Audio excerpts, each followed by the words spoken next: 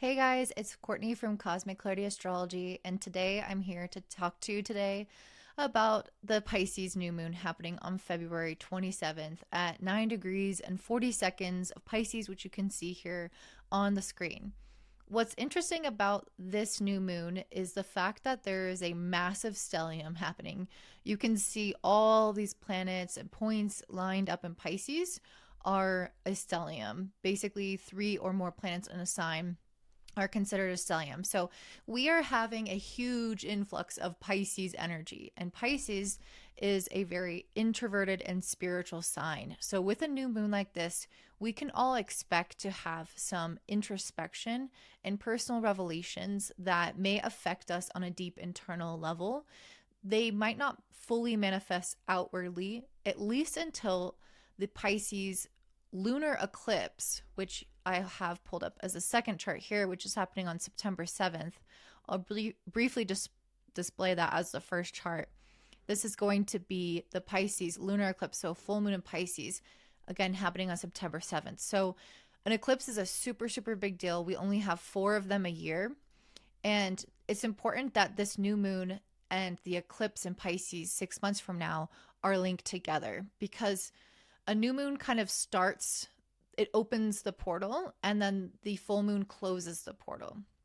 What I found interesting when I was pulling cards about this new moon was the word releasing, and this is what automatically made me think of the full moon. And then I did some research and realized, okay, yes, this is connected to the eclipse happening 6 months from now. So there's something very fated about the internal shifts and realizations that we will start to have at this full moon, because they will lead to some really massive life changes and, again, potential other shifts happening on an internal level at the Pisces eclipse in September this year. So as I mentioned, Pisces is a spiritual sign. It is a water sign, which is often concerned with emotions, with intuition, with us kind of trusting our instincts about things. It's also a mutable sign. So it's a sign that is really adaptable. So if you think about mutable water, you think about a flowing river and how it moves through the cracks of the rocks and it doesn't get blocked anywhere. It continues to flow. And so there's something about Pisces with all these planets built up here that's really asking us to kind of find a state of flow in our life. And part of how Pisces does this is by navigating unknown situations without trying to grasp onto the rocks of life and maintain any rigidity or, try to anticipate what the next turn is going to be. The nature of the Piscean flow is to trust, and is to trust the movement that life kind of naturally starts to herd you in.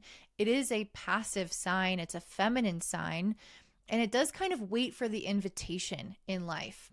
So there's something about this new moon that is going to open us up to more self-awareness. And there are new beginnings that are possible that could even have potentially some external visibility, but I think a lot of it will be internal. But a lot of what I think is going to happen is going to be something that we are invited to.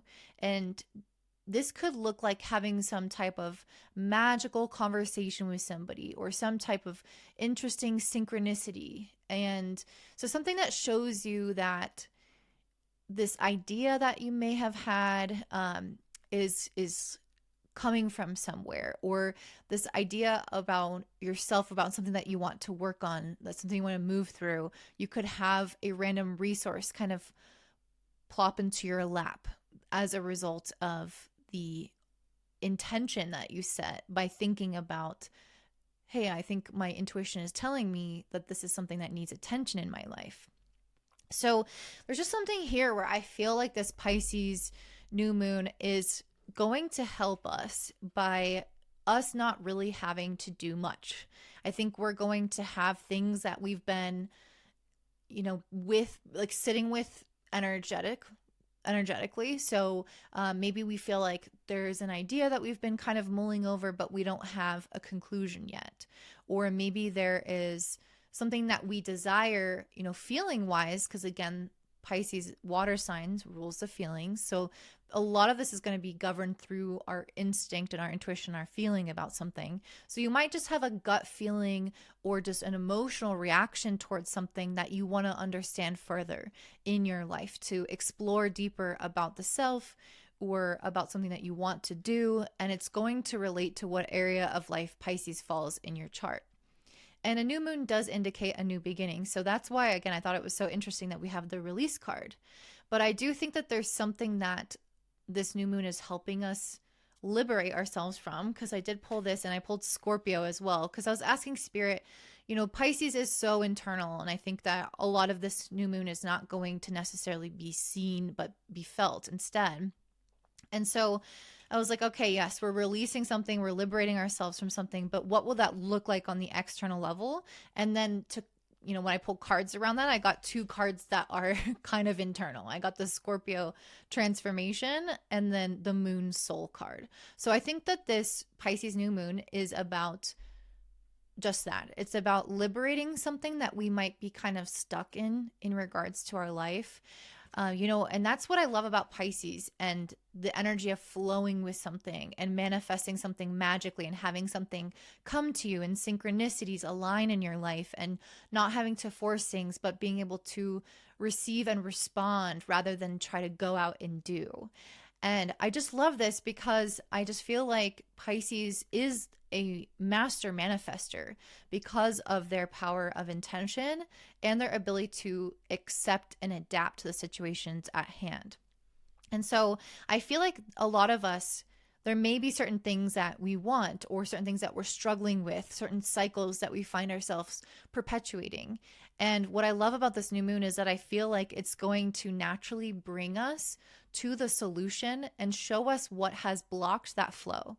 If something has been damming your waters, it will make that apparent at this new moon in Pisces, and it will help you release it, especially with the North Node and Neptune and Mercury all together, and just all these planets all aligned basically in Pisces. It's like all of our spiritual and higher consciousness faculties are going to be open and alert, and we're going to be attuned to the little things in our life that are causing energetic blockages, from feeling like we are free, from feeling like we are at peace, the things that are blocking us from maybe pursuing something that we desire, or just feeling good in our own skin in whatever area of life this pertains to. So I really feel like this is a journey. All of these planets are in the same sign of Pisces. Not all of them, but a lot of these planets are in Pisces, journeying to help us go within, to again uncover the blocks. And I feel like the outward manifestations and really seeing the results of these efforts, or these kind of internal, you know, removal of blockages, I think we're going to see that at the Pisces Lunar Eclipse on September 7th, 2025. Interesting also that both of these dates have the number 7 in them, February 27th and then September 7th, because 7 is a very spiritual and godly number. So there's just something extremely high vibration about a period of time like this. Not to say that low vibration things can't happen, but just that I feel like a lot of what is going to come through this time is going to feel almost like a movie, almost magical, almost unreal, especially because the ruler of this new moon, Jupiter, the modern ruler, is making a square to this moon. So Jupiter is in contact, you know, the planet that rules over this sign is in contact and offering its support. It does, of course, is a little bit of tension in that support because Jupiter is in a very logical and practical sign of Gemini. And so there is going to be potentially some element here of our logic kind of fighting or trying to make sense of things that are not able to be made sense of, things that are mysterious, things that are not really meant to be put into words or a plan. And again, this new moon is not about having all that plan. It's about emotionally and intuitively flowing through life and allowing yourself to receive the messages or the signs or the guidance on what to look for to remove blockages in your life so that you can continue to flow more towards what you desire and cultivate more of what you desire. And I definitely see that with the Ace of Swords and the Ace of Wands here. There's an absolutely amazing new beginning. And it's interesting because this is super, super, super water with all these planets in Pisces. But the Ace of Fire and the Ace of Air are obviously talking about fire and air elements. So there's something about Pisces where it can be so soft and so receptive that you feel like, again, passive to life. And you might feel like, oh, well, that's not a powerful sign, right? It actually, technically, in medical astrology, Pisces is the least vital sign. It doesn't have the most fire and oomph to it or earth-like stability to it. So I understand why some people could underestimate a sign like Pisces, especially the super logical signs, the super practical signs, like Taurus or Capricorn or even Gemini or Virgo.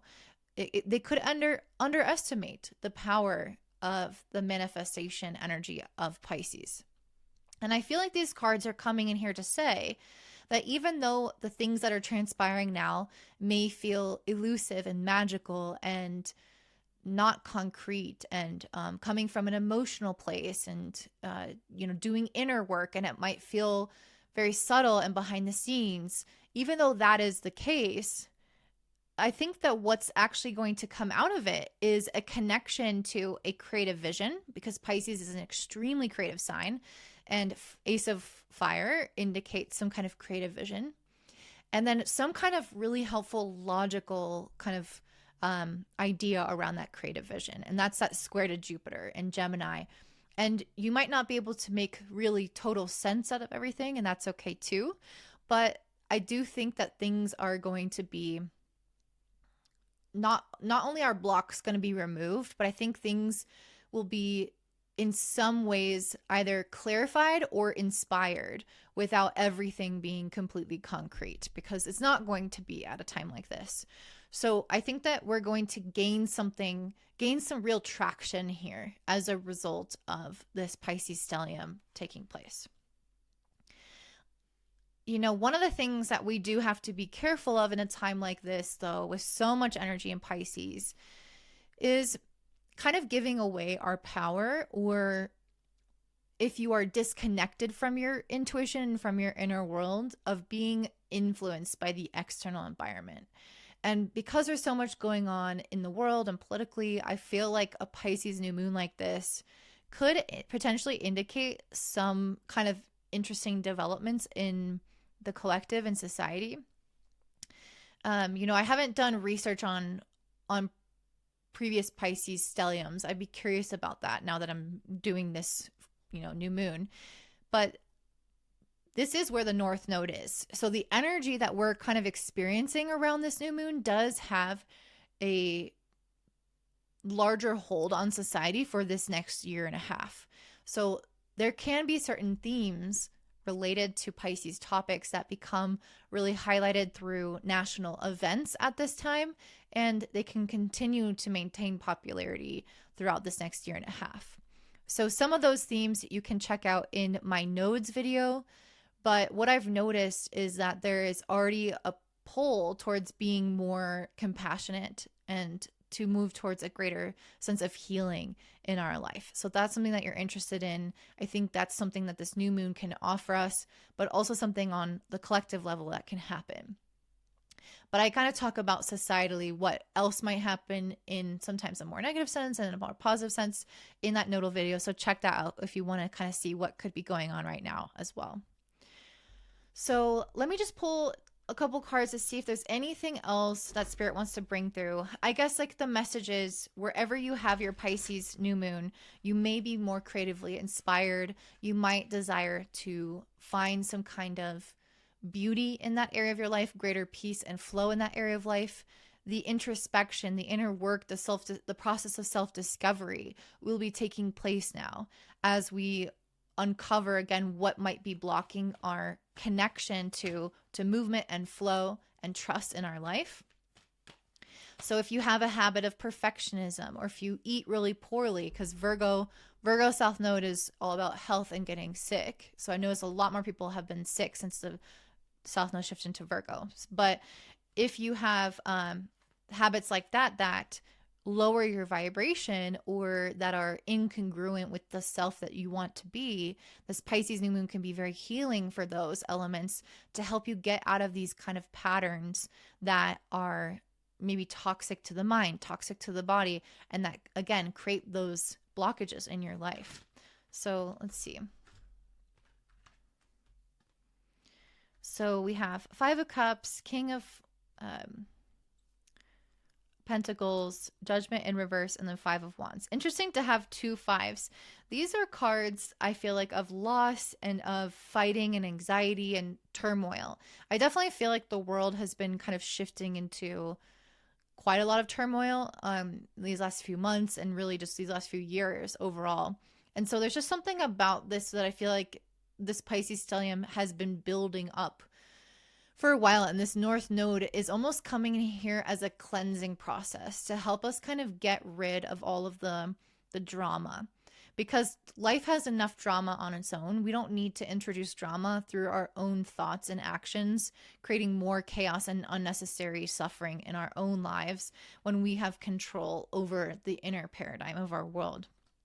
And with the Judgment in reverse and the King of Pentacles upright, I feel like a lot of people are going to be having realizations on things that they are doing that affects their kind of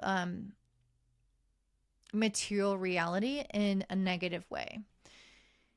Because when the Judgment card is upright, I mean, the traditional imagery of this are, I believe, like angels with trumpets playing, and then people are like ascending into heaven. But there's something about this that feels like an awakening and an elevation. With it in reverse, I feel like it might be showing where we have been kind of cut off from ourselves and how that has affected our material reality. So again, and this is why I say I think a lot of people underestimate how powerful and how magical at manifesting Pisces can be, because they're not always as showy with it in terms of it being very clear. Like, okay, I'm working 30-hour days, and, you know, obviously you can't do that, but, and, you know, going super, super hard. Like maybe a Capricorn might be a little bit more obvious in their manifestation where they're making something happen. But a Pisces can do that by simply envisioning it, by praying about it, by journaling about it, by energetically feeling into it. And then, yes, they, of course, will have actions aligned with that as well. But it's more of, again, a waiting to receive the opportunities rather than go out and force them to happen. And they trust so much in the divine that things do click into place and uncanny and synchronistic things will occur. And so I think that with this Judgment card in reverse, that could have been something that we've been blocked off from. There could be some area of life that we have not had trust in ourselves or the universe in it working out for us. Maybe we had previous patterns or previous behaviors or previous experiences that showed us that, oh, we're not good at school, or we always end up dropping out of things, or we never find good relationships, or whatever this is.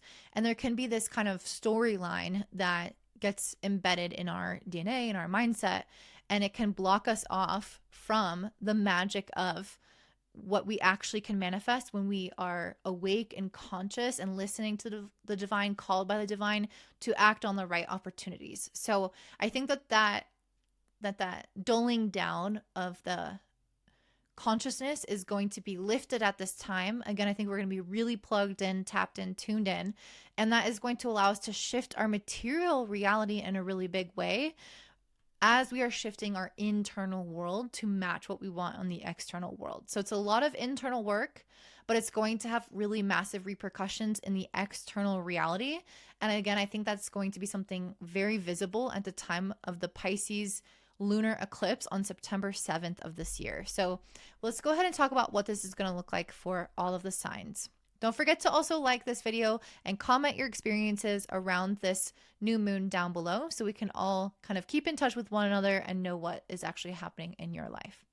All right, up first we have Aries rising and sun. So for you guys, this Pisces new moon on February 27th is taking place in your 7th house, or sorry, your 12th house of spirituality, rest, reprieve, and endings. So, what's super interesting about this new moon is that it's not just the sun and the moon together in Pisces, it's also Saturn and Mercury and the North Node and Neptune all in this sign. So, huge alignment here, a huge stellium of planets, all in Pisces, all in your 12th house. And the other really notable aspect of this new moon is the square to Jupiter in Gemini in your 3rd house. So what does this mean? Well, first of all, Pisces and the 12th house are both related to sleep and to dreams and intuition, things that are hidden. So you guys might find that you have really, really vivid dreams at this time, that you sleep really profoundly, and that you get more awakenings or realizations as a result of your sleep. So you could go to bed journaling or thinking about something that is weighing on your heart, or something that you would like to be healed from, or that you have been frustrated with in a cycle in your life. And you could wake up the next morning with some kind of solution, some kind of awareness that you didn't have before, or some type of resolution or healing that could have taken place when you sleep. So do not underestimate the power of the time when you are sleeping, when you are in an altered state, an altered consciousness, which is what Pisces is really about. So let's see what this new moon is bringing for you. So if you watched the overview, you saw that it was a lot about introspection and often releasing something that might be getting in the way of our flow with life. This could be especially true with the 12th house, because the 12th house is the final house of the zodiac, and it does have this culmination and endings topic. So usually something is kind of figured out and put to rest in the 12th, and then reborn in the 1st house as a new version of the self. So okay, it looks like we have Knight of Cups in reverse, 5 of Swords upright, and then Queen of Pentacles upright. So when I see something like this, it does make me feel like there might be some area of your life with the Knight of Cups in reverse that you've maybe been a little bit of like out of touch with yourself in regards to it. So you might have had, so the thing about the Knight of Cups, this is like a very romantic card. It's somebody who is really intuitive, who really loves art, who really loves like connecting to the beauty of life. And it's like somebody with a really big heart, you know, which Pisces actually, they have such big hearts, but this can also kind of go into like the other element of this where they have a lot of desires and lust and that kind of thing, which is the Knight of Cups.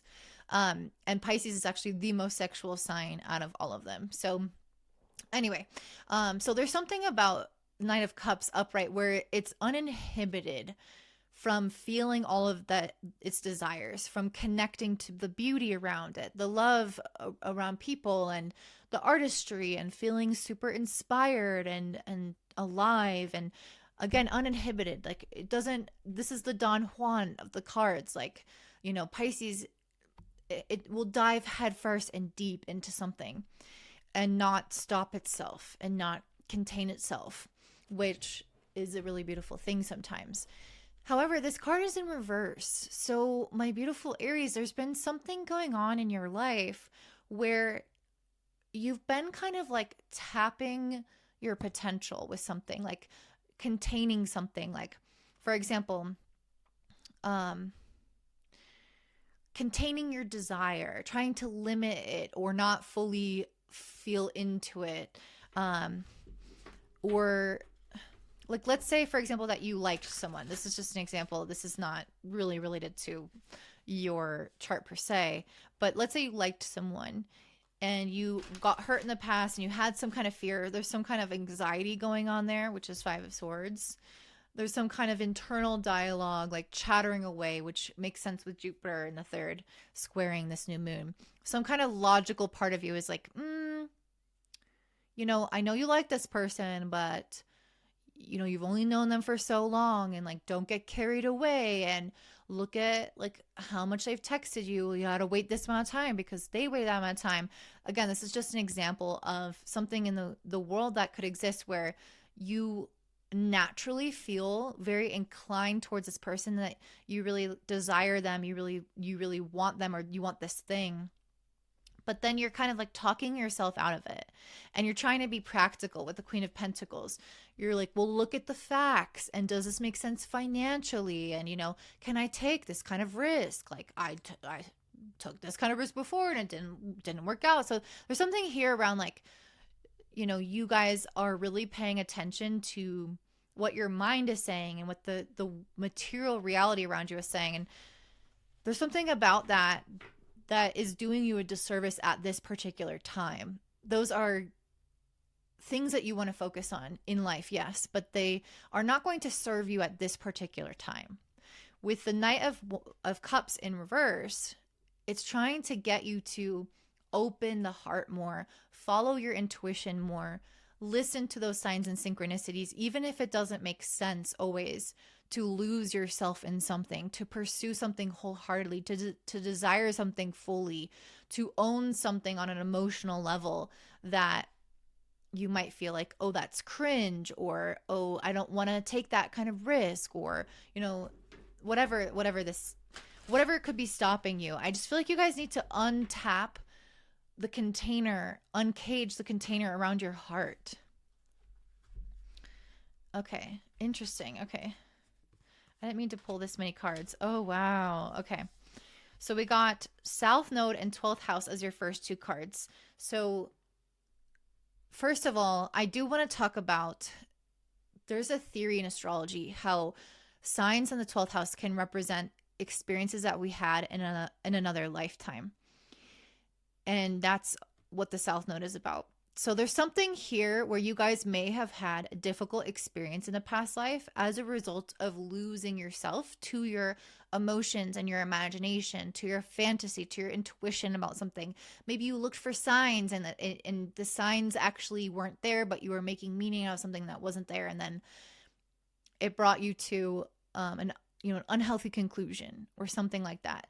Or you trusted too much in somebody and something and it got you hurt. And so there's something here where it's like you guys might cut yourself off from your inner knowing, your inner magic, especially if you don't have planets in the 12th house, or if you have a malefic in the 12th house like Mars or Saturn. You might struggle a little bit more with your trusting your intuition and your instincts and your emotions, and feeling into the things that are unseen and losing yourself in them, and in the fantasy and the visioning and the dreaming process and the imagination process. Because when you did that in that other life and you leaned into that, you actually had some negative repercussions. And that's why signs in the 12th are some of the least integrated into our psyche, and we can have fear around them. So I feel like there's something about this new moon, especially the stellium here, all this energy is packed into this part of your chart that you're kind of resisting a little bit. Again, especially if you don't have planets here natally. Like if you have your sun or moon here, this might be less applicable, but there could still be something that you are afraid to fully like surrender yourself to, or get engulfed by your desire for it or your imagination around it.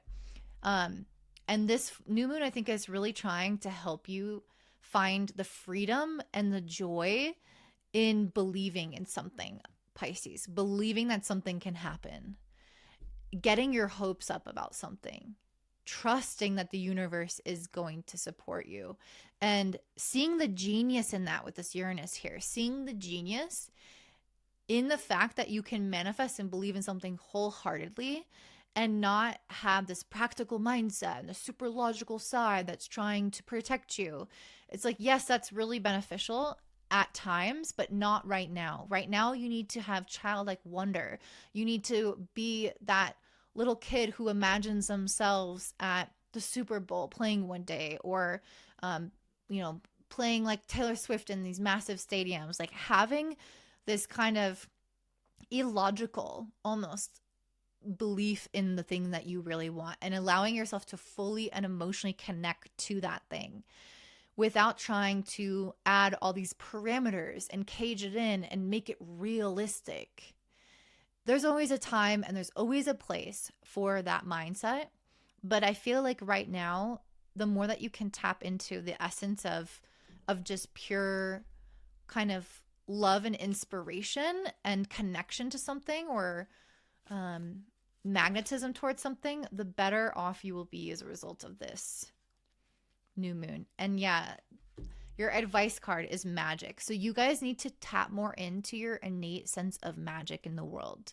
The magic within you, the magic that believing can do to your lives, realizing that there's magic in the world all around us, and that there's magic happening every single day in little tiny things. Like even the fact that we've gone to the moon, or that we can turn our car on in the morning if you have a car, or that you're even watching this video on the internet right now. Some people would have said that that's blasphemy, that's magic a certain number of years ago, and now it's just an everyday reality. And so sometimes you need to believe in something so ludicrous and so out there that the logical mind is confounded, that's square to Jupiter in the third house, but it still gets you to something really, really magical. Even if it's not that final thing that you're envisioning that you actually end up with, the thing that you end up with will still be super magical in whatever essence it does form into, especially around the eclipse that's happening on September 7th, 2025 in Pisces. I think a lot of our manifestations that we're dreaming up now are going to come to light at that period of time. So don't hold back. Don't hold back out of fear. Don't limit yourself out of being realistic. I think this is your time to fully give into the magic and the genius of just believing in something that you really want. So that's what I'm seeing for you, Aries. If that resonates, I'd love to hear from you in the comments down below. Don't forget to give me a thumbs up, subscribe, share with your friends, and have a beautiful day. Bye. All right, next we have Taurus rising and sun. For you guys, this Pisces new moon happening on February 27th is taking place in your 11th house. And this isn't just a Pisces new moon. This is a highway traffic jam of all these planets in Pisces: the sun, the moon, Saturn, Mercury, Neptune, and the calculated point, the North Node. Very strong energy all in this sign. Very spiritual and intuitive time where we're meant to be tapping into what inspires us. And being in the 11th house of friendship and dreams, not like sleeping dreams, but dreams as in wishes, like a wish come true. These are the specific two avenues of life, kind of like your future plans and your big dreams for yourself, as well as your community, your network, your sense of belonging. Those are the two different avenues in which you are being called to act on something that you feel really passionate about.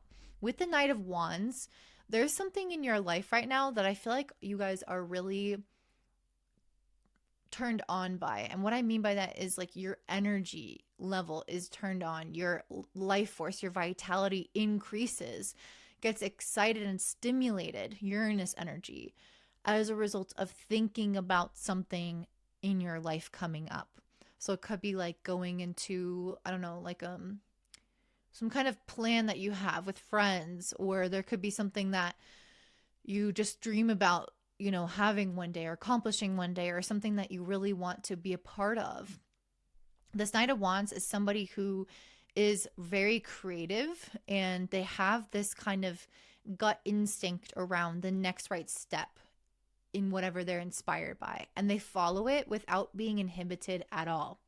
So there's something about this new moon, especially being in the 11th house, which is a house of increase. The 5th, 9th, and 11th houses are houses of increase. You increase wealth, you increase vitality, you increase optimism, you increase your support, whatever that looks like. And so being in the 11th house of increase, the thing that you're wanting right now, if you pursue it wholeheartedly, uninhibited, you will notice that things start to build or increase in your life. You might find more support from your community around this. You might find that you naturally attract some kind of, you know, magical alignment that helps you get started with some project that you've always wanted to do. And we do finally have Mars moving direct at this time, and it is in your third house of ideas and communication and messages. So there could be some important conversations or messages that you have, or some important networking that you could do at this time. And you might find that a lot of the stars align in order to facilitate the right types of relationships for you to get to know. But you have to believe in yourself. This is a Pisces stellium. It's about believing that what you have to offer, or what you want to accomplish, or what you want to feel or be a part of, you have to feel worthy of it and believe that it's possible for you. And that is kind of the basic ingredients of a full moon or new moon like this. And I did mention something making you feel really alive. I think that's something that we can see with the fact that Mercury and Saturn are sextiling your Uranus in your first house. So there's something that you're thinking about building, or that you see that has a potential for, long-term gain, long-term benefits in the future. And with the sextile to Taurus in your first house, it's stimulating you and stimulating necessary change and adaptation and movement in order to create this long-term goal, this thing that you're really excited about. This new moon in Pisces does square Jupiter in your second house of finances. So there are going to be topics and themes that come up around finances. This could be a number of things. First, it could indicate, since this is a square, that finances are a concern for you. So let's say you have a long-term goal or something that you want to do. Like, let's say you want to travel with friends, or you have some wish that you've always wanted to come true, but it's going to cost you, or it's going to take you away from your job or away from more practical elements of life. That could represent the tension of that and the worry around that with this square to Jupiter. But Jupiter overall is a really positive planet. And your piece of advice actually is the sovereignty card, this Morgan sovereignty. So there's something here around choosing yourself. And I think that that's why it's important that this new moon, well, not this new moon per se, but Pisces planets, Mercury and Saturn and the North Node, are sextiling Uranus in your first. And this is about independence, self-sufficiency, doing things your way, not settling because everybody says it should look like this. A new moon in the 11th is a lot more collective in its energy. It does indicate, again, getting and receiving support, or doing something on behalf of your community, doing something that helps build others up in the long term, something that gives back. So yes, that there's an element of that, but you need to do it on your own terms. You can't be inhibited and controlled at this time. So sovereignty is in some ways putting your needs first in the creation of something that you know is going to benefit all. So let's say, for example, let's take a musician like Taylor Swift, for example. If somebody told her that she couldn't make a certain type of music, but she really wanted to express some kind of emotional and intuitive hunch that she had, this thing that brought her life, right? The Knight of Wands, the thing that excited her about this message that she wanted to share, this idea that she had to share. If she kind of tapered that down because somebody else told her to, then in the end, it actually wouldn't have gone out to the masses and supported them on their similar journey. So it might initially seem like, oh, I'm doing this for myself, or, I'm being told not to do this or whatever. There's some type of influence that might dissuade me from this, but actually it is going to benefit the collective by you pursuing the thing that you intuitively feel very, very excited about and doing it in the way that you want to do it, with the idea or the intention that at the end it has some sort of service to society as well. So I feel like keeping that in mind. The Queen of Pentacles could also indicate that the idea that you have will generate you wealth in the future. And we can definitely see this come full circle at the Pisces Lunar Eclipse happening on September 7th, 6 months from now. So you might notice that the ideas that you put into action now manifest to bring you greater wealth later down the line. There could be immediate practical concerns that are like, well, it's going to cost me money to make money, and I'm going to have to make temporary sacrifices. Those things are possible. However, it is going to be worth it in the end, especially with this full moon that kind of ends or shows the culmination of this wish being an eclipse that has a lot of superpower behind it. If you guys have some kind of desire for community, for friendships, this is a confirmation, and I just got full chills. This is a confirmation that you can trust your intentions will draw in the right people at this time. You can find soulmates, people who match the vibration of your soul. So you don't have to do a lot of work right now. You don't have to go online and search for all these things and try to force friendships and things to work. And what you have to do is listen to your instinct, listen to that spark of intuition with this Knight of Wands. When something, an idea pops into your head and it takes light, it takes form, and it excites you. So, oh, I got really excited about this idea of going to this ceramics class. Maybe at that ceramics class, you'll meet your next best friend. Follow this spark of genius in order to lead you to the next kind of step that will naturally unfold in you having some sort of community. And again, the full fruition of this new moon is going to take place on September 7th. So give yourself time. It doesn't have to produce immediate results, but just listen to your own intuition and listen to what feels right about what you're thinking about right now. Okay, so any other advice? We have sacred rage and then self-love. Okay. This card says, each time a woman stands up for herself, she stands up for all women. So yeah, there's something about that. I don't feel like this card is about rage per se, but this is the exact message that I was trying to illustrate, that you're going to do something for yourself with Mercury's and being in such a tight sextile to Uranus right now.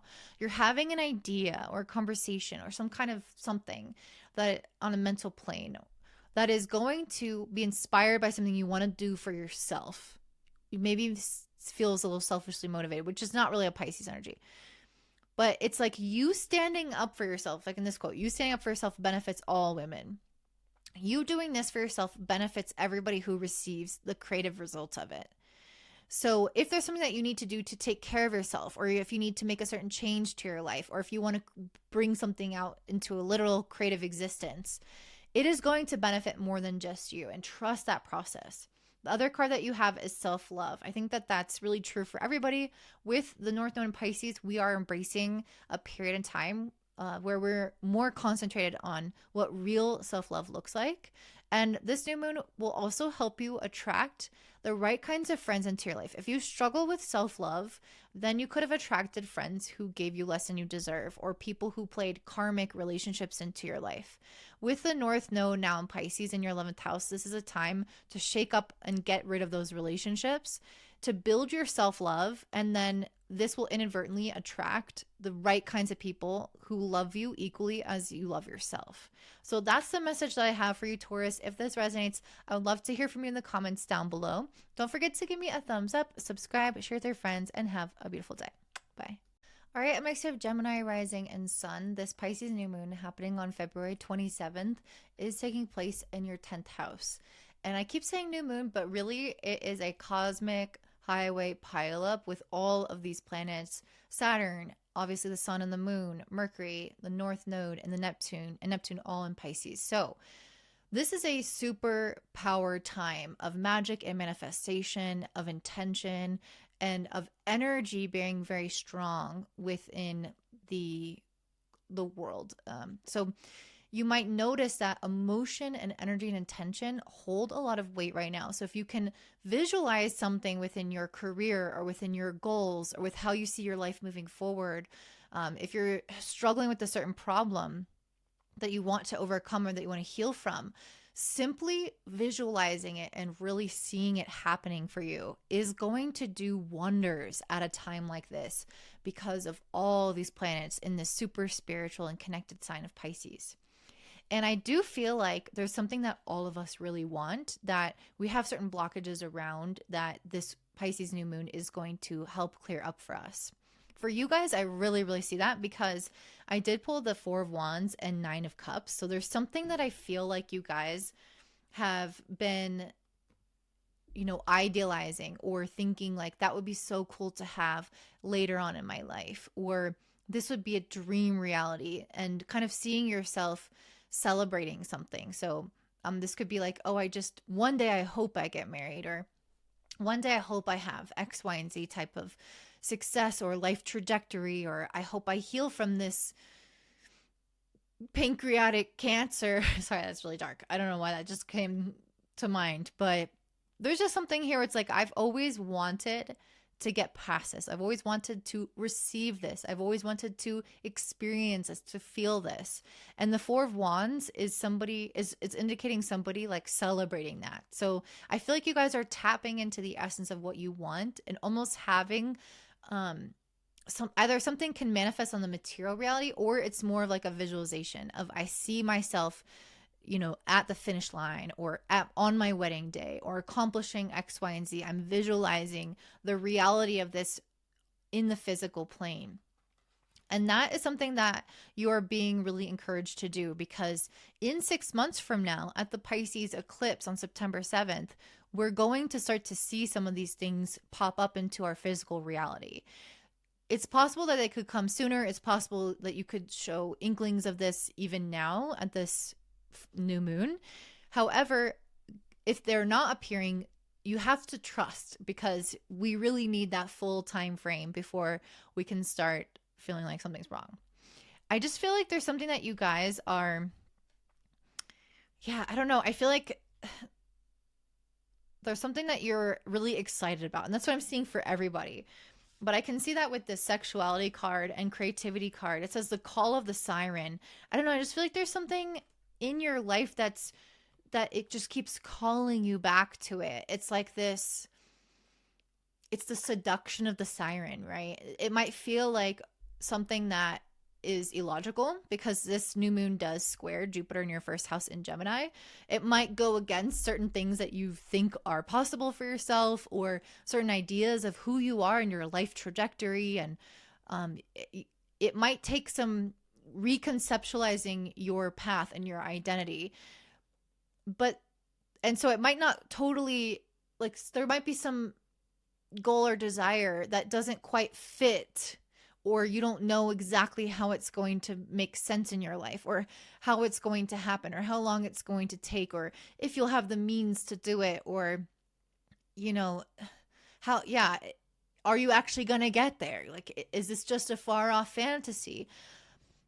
There can feel like there's an incongruency with your current reality and this thing that you really desire. And the thing that you know, the reason why you know it's for you is because this desire with this call the siren card is something that keeps coming back, and it keeps re-entering and seducing you and coming back into your mind and making you think about it and long for it and be curious about it. Or it's something that you may at times have given up hope with, or you don't know how it's going to make sense for you, but then you see signs for it everywhere, and somebody that you know does that for a living, or you have something else pop up in your life that, you know, where someone's living an example of something that you desire for your future, something that you want to unfold for yourself, and you start to feel really inspired about that thing again. So it's something that's within your field and that consistently comes back into your field, even through subtle messages, even through subtle synchronicities. And with the creativity card, it's something that I think that you are, once you actually like deeply invest into this path, I think it's going to be something that has a lot of different paths that start to shoot off from it. So it's almost like when you plant an orange tree, you aren't just planting that tree to gain an orange. You are going to create something that has the power of creation itself. This is why I get so scared of AI, because we created something that then can create anything from there. But anyway, so there's something about that generative quality where the thing that you're wanting to pursue now that has longevity to it, definitely longevity, because Mercury, your planetary ruler, is with Saturn. So you're thinking long term, and this thing does have long-term benefits. But the thing that you're wanting to create now has these offshoots and these paths and things that can generate as a result of you following the initial path. So for example, I'll just use my brother is a Gemini rising. I'll use him as an example. He's studying to be a pilot. So, you know, maybe he goes and he gets his pilot's license, which he already has his private pilot's license. But let's say he gets one where he can fly other people. Then from there, he might have 10 other types of jobs and different paths that are built upon that initial step of becoming a pilot. So he might go in without really even fully seeing the scope of the possibility and the potential of how many variations or how much this can bear fruit. And, you know, that orange tree can not only continue to bear oranges, but then those oranges also have seeds that can plant another tree. So you continue this cycle of growth and, again, this kind of generative influence for the long-term future. And there's so much potential here. So I feel like whatever it is that you're really wanting around this time, it is magical, and there's a lot of potential here. And with this square to Jupiter, I think it's giving you a lot of blessings, and it's trying to help you elevate and grow as a person, even though there could be some feelings of like, that doesn't currently match my reality, or I don't know how that's going to happen in a practical sense, or whatever that looks like for my Geminis. There could be some things that you question. However, it's going to help you grow and level up and evolve past your current sense of self and into kind of like a version of you 2.0. And there's something about this that I feel like you've been wanting to do for a really long time. So there's something here connected to like childhood with the Six of Cups and the Ace of Pentacles. It just feels like there's something from your past that is connecting to the current reality and the new opportunity that's going to come for you and with this goal or this career. This could literally have to do with children. It doesn't have to. Or this could be something from your childhood or just something from last year. Like there's just something from the past, again, that you are going to find in the essence of the current manifestation or the current opportunity or the current idea. So again, this could be something that you've thought about for a really long time. This could be something that you've been kind of working on in the background for a really long time. There's some concept of time here that's super important, and the past carrying forward and materializing into something real now. And we can see that again with Saturn, the god of time, next to your planetary ruler Mercury. So there's something about time here playing a really key role, something about the past, and you'll know what that is for you, hopefully. The other message here that I have is really interesting because, you know, normally I feel like these cards are the advice cards, but I think that these are the advice cards for you. So kind of switched up the piles here. Anyway, so basically this is card Sagittarius IC and Mars Force. So what I feel like is coming through is that the energy of this new moon is so different than anything that I've seen before. It has such an energy of like of things falling into your lap, of you. I feel like the universe is saying, don't force things. You know, don't try to predict everything. Don't try to understand everything. Don't try to have all the answers. Don't try to make a super concrete plan, or if it's not coming to you naturally, if it's not falling into place, this is something that you can wait on. With the other message with this, I feel like what it's saying is that you could have felt like things were forced around this idea in the past. Because again, I feel like there's something related to time in the past here. So let's say you've tried this before, or you wanted this in the past. Maybe, for example, let's say you wanted to go to a certain school, or you wanted to have a certain career accomplishment.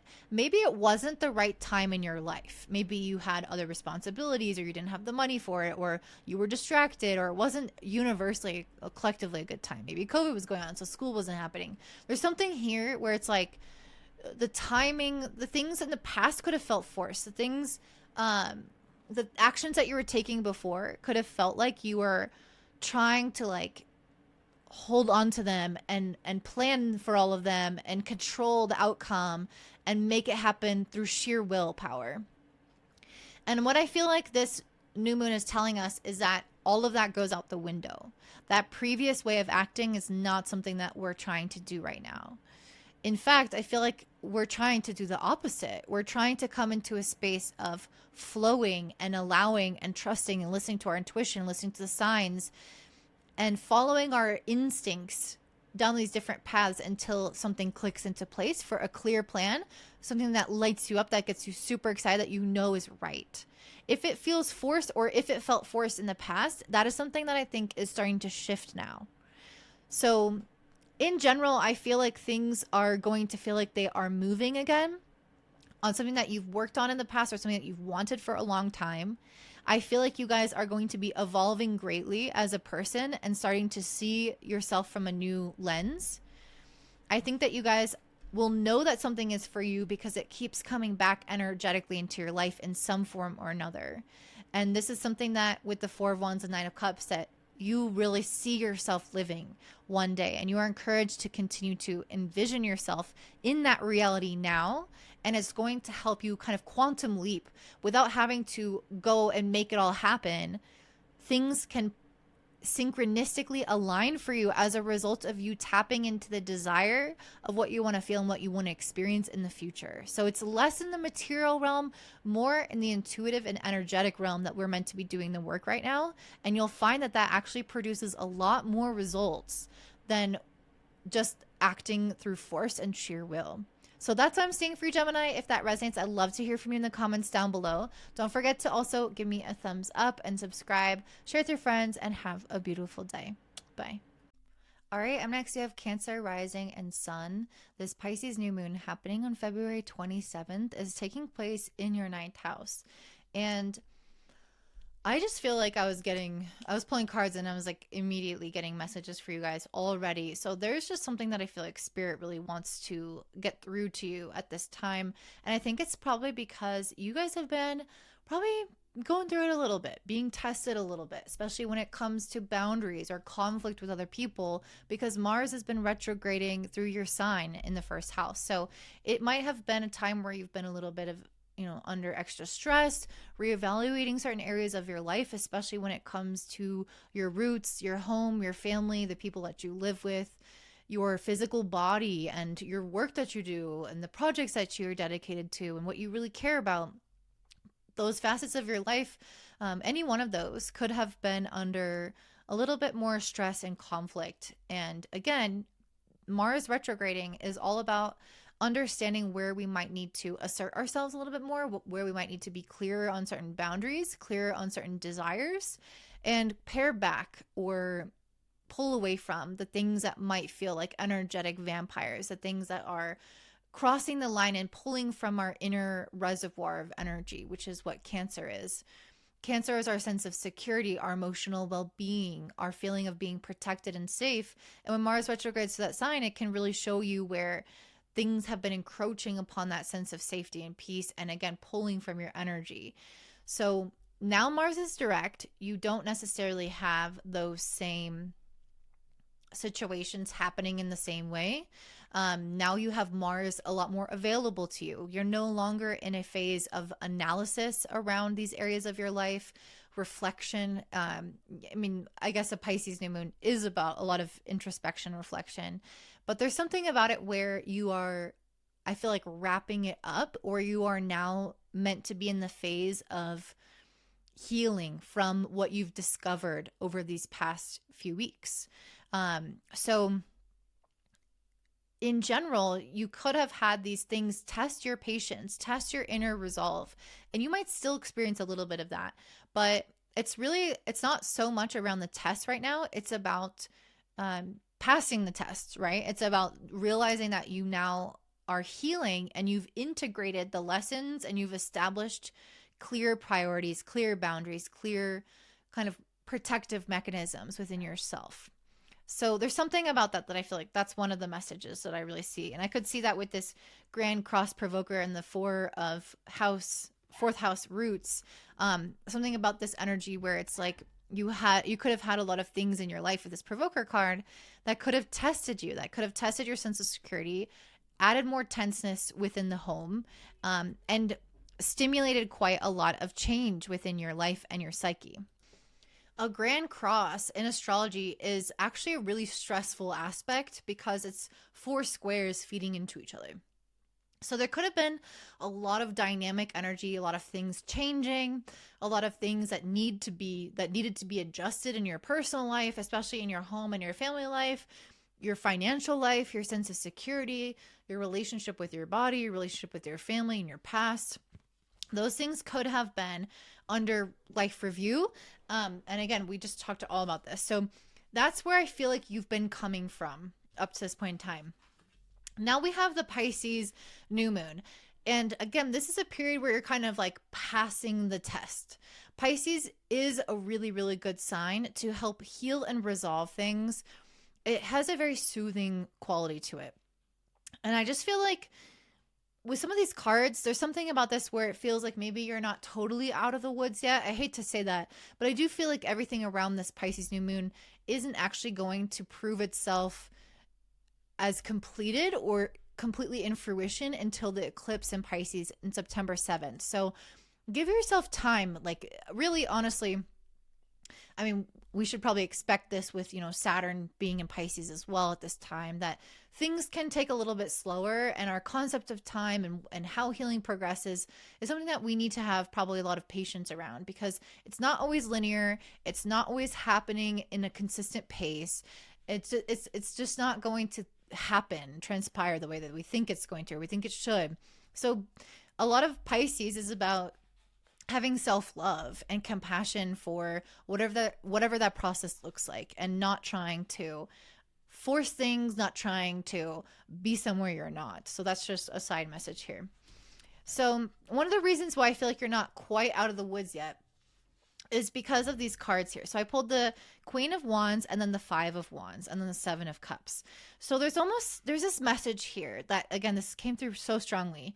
And I feel like this Queen of Wands and the new moon in the ninth house have a very similar energy, because the Queen of Wands is somebody who is full of creativity. She's full of her own energy. She is vital. She is confident. That is like the number one word for the Queen of Wands.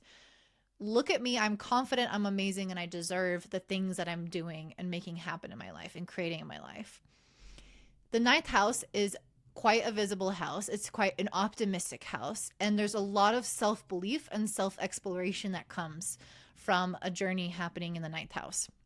So I feel like some of you guys are kind of in this Queen of Wands energy, where you might feel like at times you are like confident in who you are and you're doing really good, and you're like really into your journey, and you're feeling like you're growing as a person, which again, new moon in the ninth house is all about that.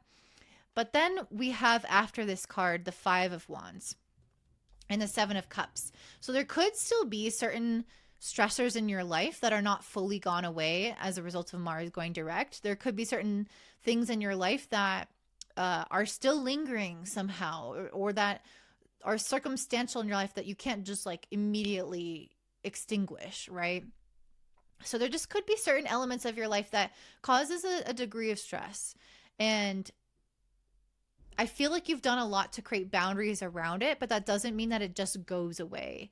And I think when this thing brings up stress, or brings up conflict, or brings this up kind of agitating your psyche, you enter into the Seven of Cups phase, where you can kind of lose steam. You can kind of disconnect from your inner source of power. You can create inner confusion. Your energy becomes a little bit diffuse. So you go from this Queen of Wands being really sure of yourself, really confident, knowing your direction, knowing that you deserve what you have, and kind of putting yourself out there and growing in your life.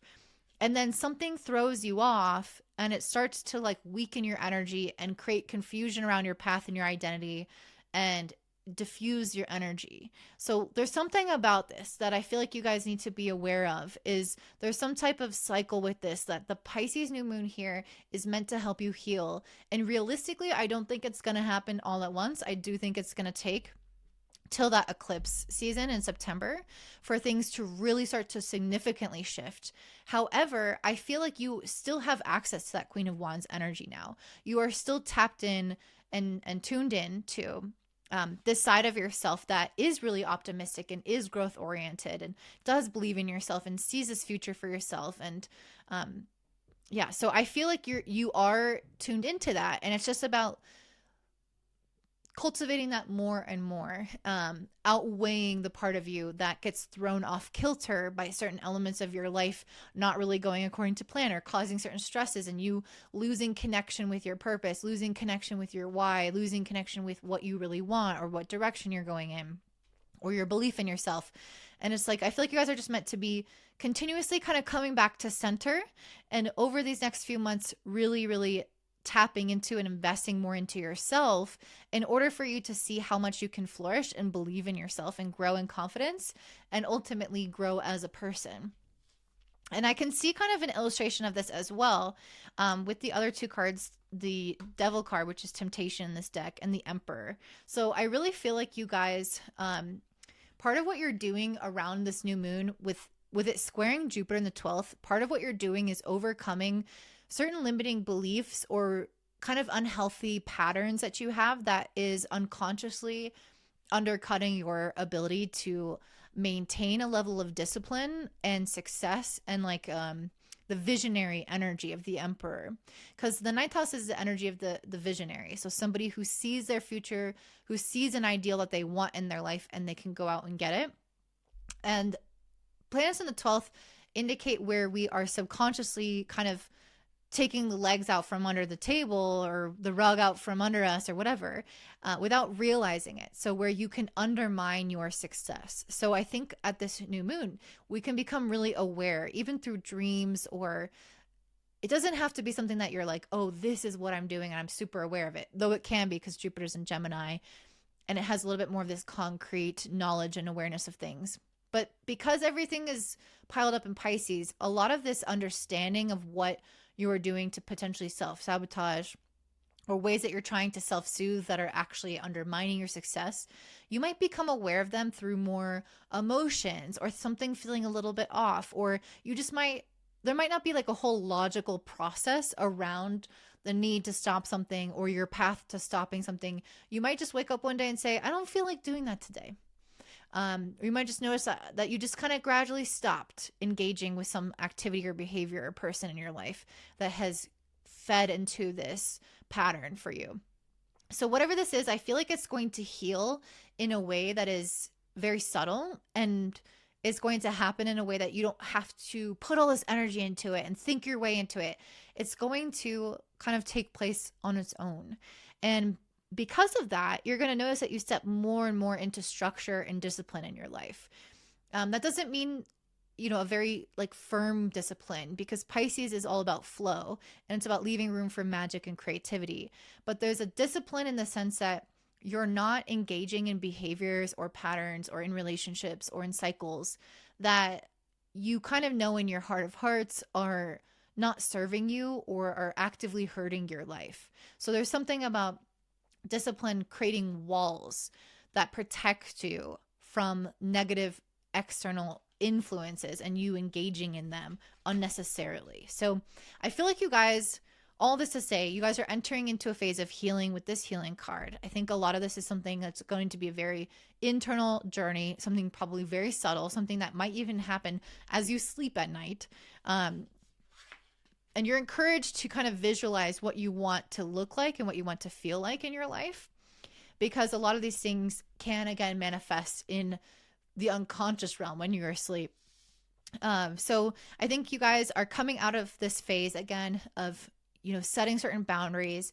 People maybe took too much of you recently, and now you're getting more of your energy back, and you're healing this phase around being kind of pulled off center. And you're developing more self-belief and confidence, which is a new moon in the ninth house in Pisces. It's this kind of blind faith and blind optimism, but in yourself. And because you're backed by spirit and your intuition and you're listening to yourself, that's why this is becoming so successful for you. So that's what I'm seeing for your Cancer. If that resonates, I'd love to hear from you in the comments down below. Don't forget to give me a thumbs up, subscribe, share it with your friends, and have a beautiful day. All right, up next we have Leo rising and sun. For you guys, this Pisces new moon happening on February 27th is taking place in your 8th house. And this isn't just the sun and moon in Pisces. This is also Saturn and Mercury and Neptune in the North Node. So we have this kind of cosmic pileup in the sign of Pisces. So a lot of energy is being placed into your 8th house of death and transformation, money, shared resources, elements of intimacy and relationships. And you're having some kind of new beginning here because it is a Pisces new moon.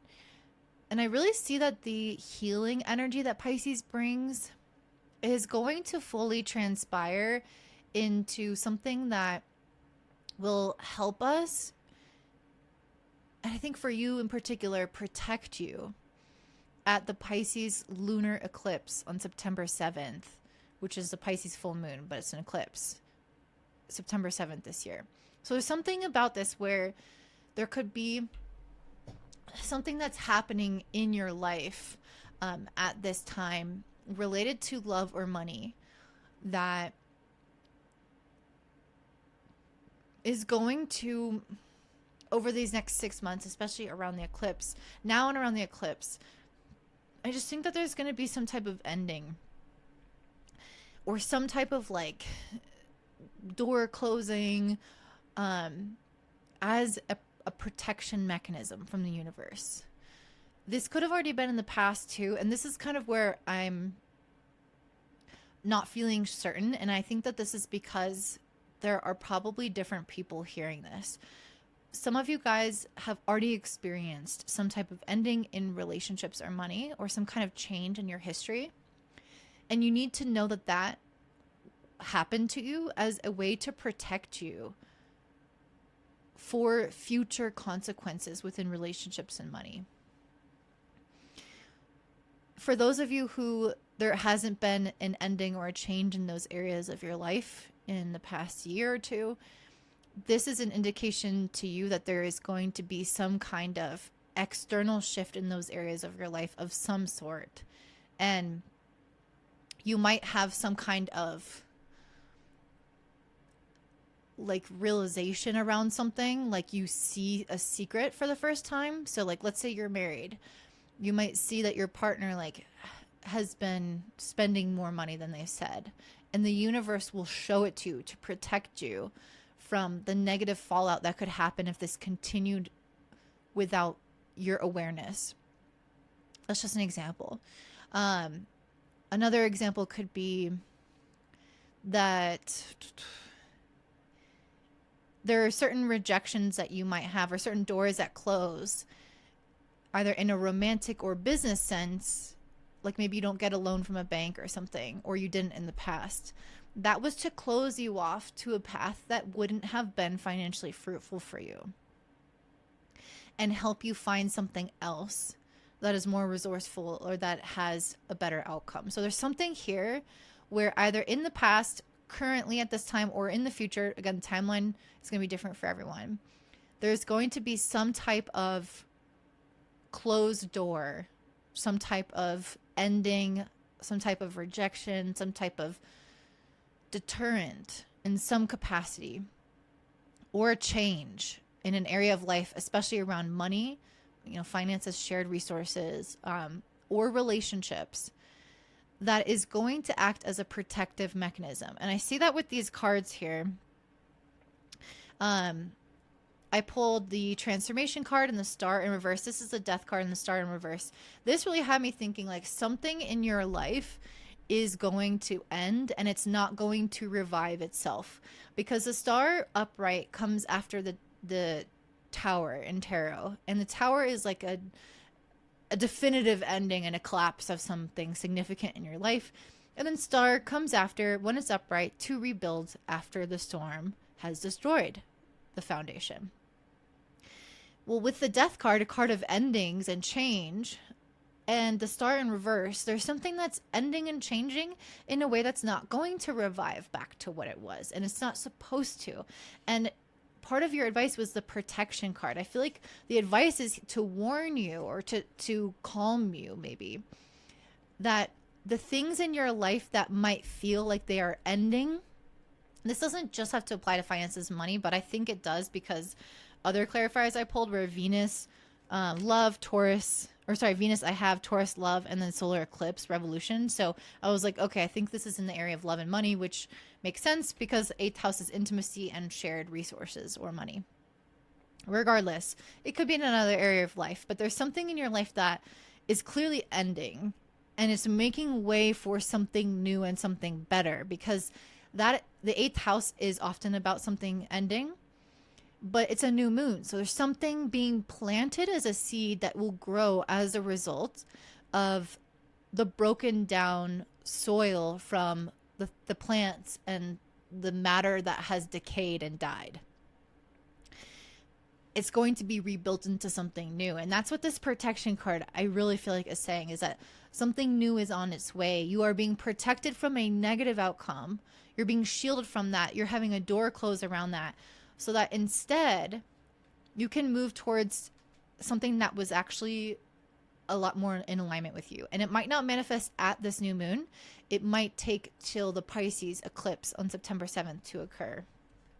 So notice over these next few months things that might feel like the universe is closing a door, because it is redirecting you towards something much greater.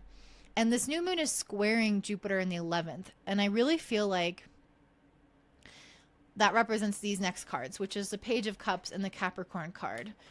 I just kind of feel like there's something here where you guys went into it with this notion with the Page of Cups of being kind of like optimistic about the future with something that's very Pisces and mix of 11th Jupiter 11th house type of energy of like, I'm super hopeful that this new venture I'm going to go on is going to be incredible, and I'm not going to have any issues, and it's going to produce all the resources that I'm looking for. It's going to be the best relationship ever. And I feel like what this is saying is that there's something about this that this was the first card. So there's something about this that's like almost like a naivete around the future and around your plan for the future that is going to lead to some kind of death, which indicates some kind of transformation. So something in your life is going to like end or shift, or has already ended and shifted. And it's shown you that the way that you were like viewing that thing was a little bit too naive and optimistic. But as a result of this change, you end up with the Chariot card and the Mercury, mind, and Libra balance. So the Chariot is somebody who has control over their masculine and feminine energy and their mental faculties and their willpower. This is somebody who moves forward quickly, sure-footedly, because they know that they have kind of the holistic, they have everything that it takes in order to succeed, and they apply themselves to that end outcome, and they move very quickly. They trust their intuition and they work hard to get there, and it leads to them having a balanced perspective. So, they understand what something actually takes. They come into the right kind of relationship where there's more cooperation, or they find the right type of role that will give them more of what they want to receive. There's just something here where it's like, I feel like you guys might have been kind of like a little doe-eyed in regards to something, and this new moon is indicating that there has been or will be some kind of ending or some kind of change to this area of your life, and it's going to recenter you into a place that is more like realistic somehow. It's weird because this is not the message I've been telling everybody else. I feel like everybody else's message has been really, really more of this like magical energy of like, oh yeah, you guys can manifest anything, and like just believe and dream and it will happen. And that, so because of that, it's making me think that this could represent some kind of journey. So with the Page of Cups and the Capricorn card, at this time, you might see some type of vision for yourself, something that you want for yourself, especially financially or relationship wise. You might see something that you want or that you plan on having, but it could be a little idealistic. And so I feel like part of what this is saying with this new moon, the stellium in the 8th, is that you are going to end something, sacrifice something, change something, or have some kind of rejection or closed door.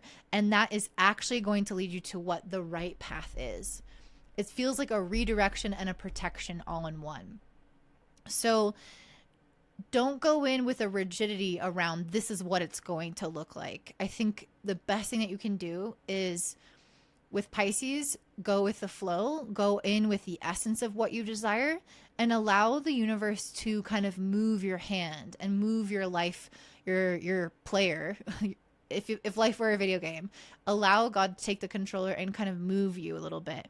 Because I think that if you feel like something is going wrong, if you get redirected or something ends in your life, you could freak out and it could delay the blessing that's trying to come to you on the other side of this.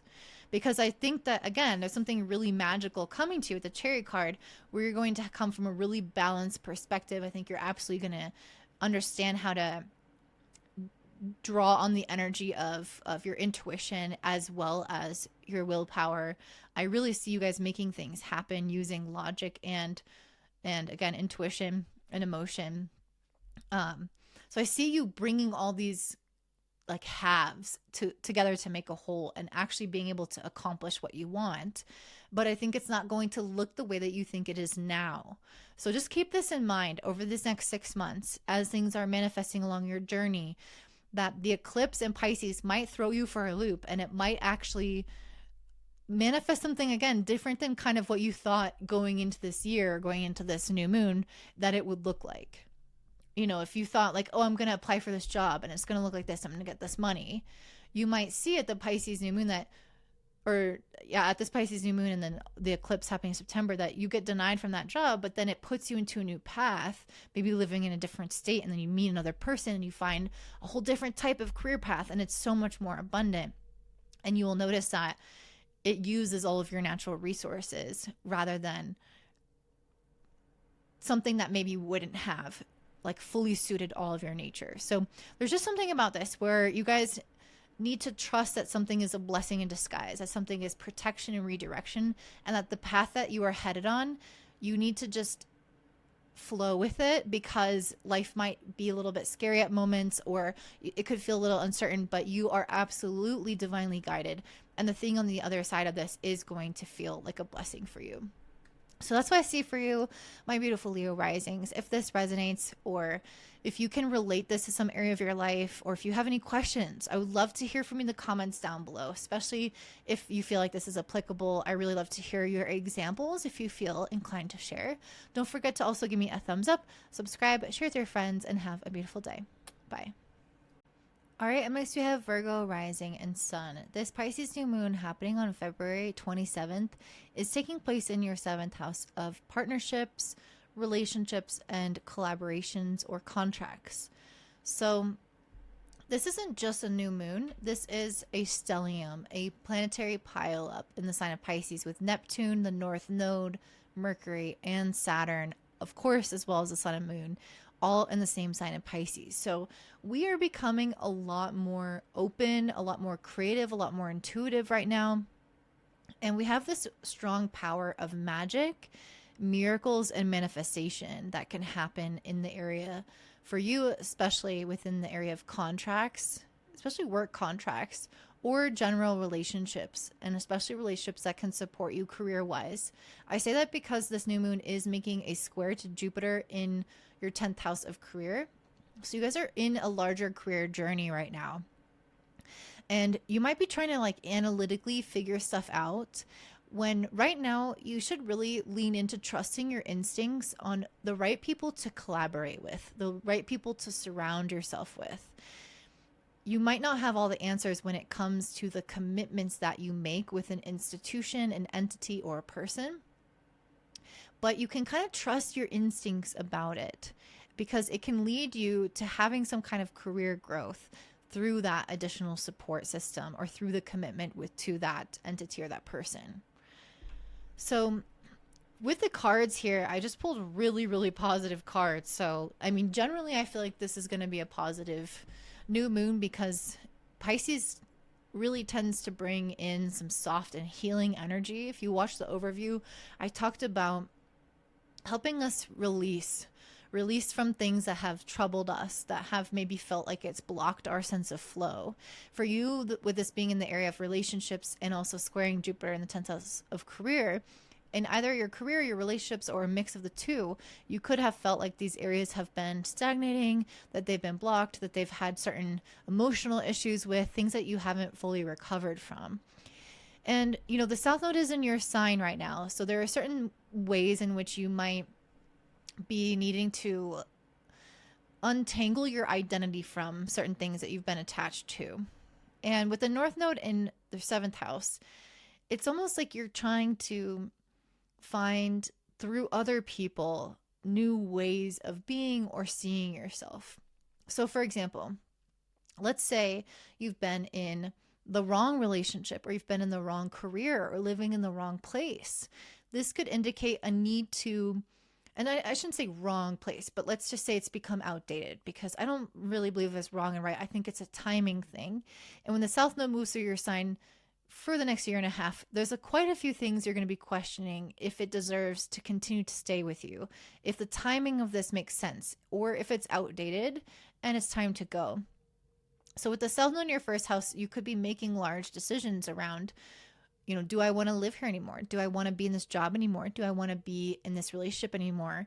And a lot of you could have some health things come up if you have ascendant in Virgo, because South Node is a naturally depleting force. But what this also does is it can help you attract new people, or again, new commitments to like a university, or to a company, or to a marriage.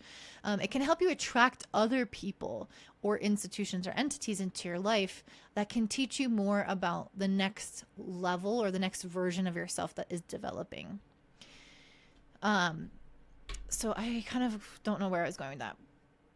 So let's talk about these cards. Again, I pulled really, really positive cards. So I got the Justice card, the Love card for you guys. So there is definitely some kind of balanced partnership that could be possible for you here. So if you enter into some kind of contract, relationship dynamic, find a new friend, this could be somebody who is going to help create more balance in your life, that is going to maybe support you in some way, or it's going to be a fair interaction, or a positive kind of give and take, and it's not going to be overly weighed down on one side or the other. So it's just something here around your relationships feeling very fair. And if you have clientele, for example, you might find that they are supportive of you, or that you attract the right kinds of clients that feel like they are a good match for you. There's some type of energy going on here where things are really balanced, whatever that looks like. So it's attracting the right kinds of people, or the fair outcomes within your relationships. If this is with a law, a legal matter, this is a just outcome for you. Especially with that square to Jupiter in the 10th, it could indicate authority figures looking down favorably on you. So this could be your boss, giving you a shout out, or the public noticing you, or the judge giving you a positive outlook on the situation. So something here around something being just, something being fair, uplifting, and equal. The other two cards that I pulled are the King of Cups and the Ten of Pentacles. So, okay, I remember what I was saying before. Sorry, I just lost it. That's so weird. I feel like I've been so on it for the other readings, and then this one I kind of got to it and I was like, felt a little weird, because I'm a Virgo rising, probably. Another element of this, I don't know if I already mentioned this, there could be some healing happening in regards to relationships. So if you've had a lot of kind of woundings in relationships, with the North Node here and eclipses happening here, the wrong kinds of people can leave your life, and there can be healing around the patterns that have been going on within relationships to help you evolve past them, to help you make better choices within the kinds of relationships you attract, to not get stuck in kind of unconscious patterns with people. This could mean finding a soulmate. This could mean breaking up. It depends on kind of what pattern, or what, I guess, you've been living out in your life thus far. So that's something that's going to tie into the Pisces full moon, which is an eclipse, the lunar eclipse on September 7th. So that's the kind of culmination, or the ending chapter of this new moon happening now. So you might notice that there are some big relationship shifts around that September 7th Pisces lunar eclipse. Anywho, the other cards I pulled are the King of Cups and the Ten of Pentacles. This could indicate if you are attracting a man into your life, whether this is as a friend or a boss or a partner or whatever, the King of Pentacles or the King of Cups does represent a guy who is more in touch with his feelings, who is more intuitive, Piscean in nature. So there could be someone in your life that has this energy that can be some type of support system. And with the Ten of Pentacles, they could also lead to some kind of career success for you, financial success for you, or help you with some kind of stability. So again, I don't know what kind of relationship this is, because the seventh house is a catch-all for other people. So it's like, okay, is this, you entering into a contract with a boss, a new boss, or is this you, I don't know, meeting a new partner who you end up working with? It could be so different for everybody. But there's just something here where you guys are going to potentially meet somebody. Doesn't have to be a guy, but I think for many of you, it will be somebody who has that kind of, I guess, like leadership quality. I think that's the king energy, is like somebody who has something that you don't, or somebody who's mastered something that you haven't. And they can act as like a mentor or a guide, and they can create more financial success, or they could be in your life long term, or they could present some kind of stability for you in the material realm. So there's something about that. So look out for any kind of relationships that come in now, because they may really have some type of career longevity for you, or could support you somehow financially, or lead to more gain, especially with that new moon squaring Jupiter in the 10th house. Okay. I feel like this is not a super cohesive message, but something else that came through, and this is actually, for some of these piles, this has been the advice card. So this might be advice, and I don't really know why this is the advice right now. But some of you guys, you might need to move. You might need to change homes, or you might have recently changed homes, or recently changed your environment somehow, or did something new within your home. But there's some kind of advice here of you guys needing to like get out of your routine, get out of your rootedness and your stuck energy. Like, I should say routine. I shouldn't say stuck, but I think, this new moon is all about creating a sense of flow in our life, and especially flow again in relationships and career for you. But I think one of the pieces of advice from Spirit on how to do this is to uproot yourself in some kind of way, or move in a dynamic way. So this could be really drastic, like literally moving houses, or you could have done that recently. Or this could be something from like, switching up your day-to-day routine, or the time that you wake up, or, the kinds of things that you do in your life every day. But there's something about creating more with this Uranus energy in the 4th house, creating more like spontaneity and room for variety and room for maybe learning. Jupiter is in your 10th house, so you're meant to be kind of going out in the world more. If you've been really cloistered or at home and you haven't traveled, you haven't been learning, you haven't met anyone new since Jupiter's been in Gemini, then this is really telling you that you guys haven't been taking full advantage of this energy. And Jupiter has been in Gemini since June. So if you haven't done any of those things since June, don't beat yourself up for it, because Saturn has been squaring Jupiter, and it's kind of been bullying Jupiter and restricting it. But it's starting to wean off that now, and we're getting more of an experience of Jupiter uninhibited. So if there is a way that you can get out of your comfort zone, or get out into the world more, or literally again move houses, something of this nature, where you get out of the place that you're always in, the environment that you're always in, and you put yourself in a new one, even if it's temporary, you are encouraged to do that, because there's something about that that's going to either help you meet someone important, or it's going to fill in some necessary next steps or clues for you on your journey. So if this has been something kind of like gestating in your mind, take this as a confirmation that this is something that you should absolutely move forward with. So that is what I see for you, my beautiful Virgos. I hope that this makes sense for you. If it does, please let me know in the comments down below. Don't forget to also give me a thumbs up. Subscribe to my YouTube channel, my email list, which I link in my description box down below. And I hope you guys have a great day. Bye. All right, up next we have Libra rising and sun. This Pisces new moon happening on February 27th is taking place in your 6th house. So this is a house associated with work. You guys also have Mars finally moving direct in your 10th house of career. And I will say I pulled some cards that I feel like are pertaining to work or responsibilities. So there's something going on here for you guys in relation with that. And this is a new moon, which indicates a new beginning. However, this isn't a typical new moon. It is linked with the eclipse, because the full moon in Pisces is an eclipse 6 months from now on September 7th. So the things that we're planting now They may feel very internal. There could be some external signs of things, but I really feel like these really big shifts and moves are going to manifest around the eclipse 6 months from now. So we're setting the stage for this really important moment in time, and a lot of fated things can happen during a time like this.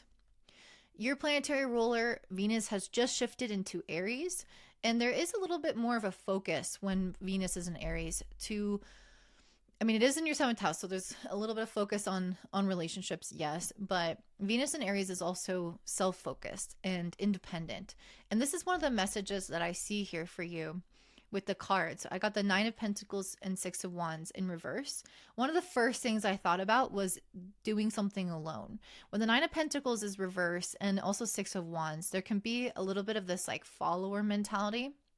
One in which we might be kind of relying on somebody or wanting to work as a group, wanting to work as a team and do something with someone else to get something off the ground. And it could feel like, you know, if I want to maybe take this risk in my career or move something forward in my career, that I should do this with someone else to mitigate the risk or to feel better, to feel safer, to be in relationship doing something. So there's something here around potentially being around your career or your health, but there's something where I feel like you guys have been a part of something and kind of relying on like the group to advance your career or advance your life in some way, maybe relying on existing connections or being a part of some kind of network.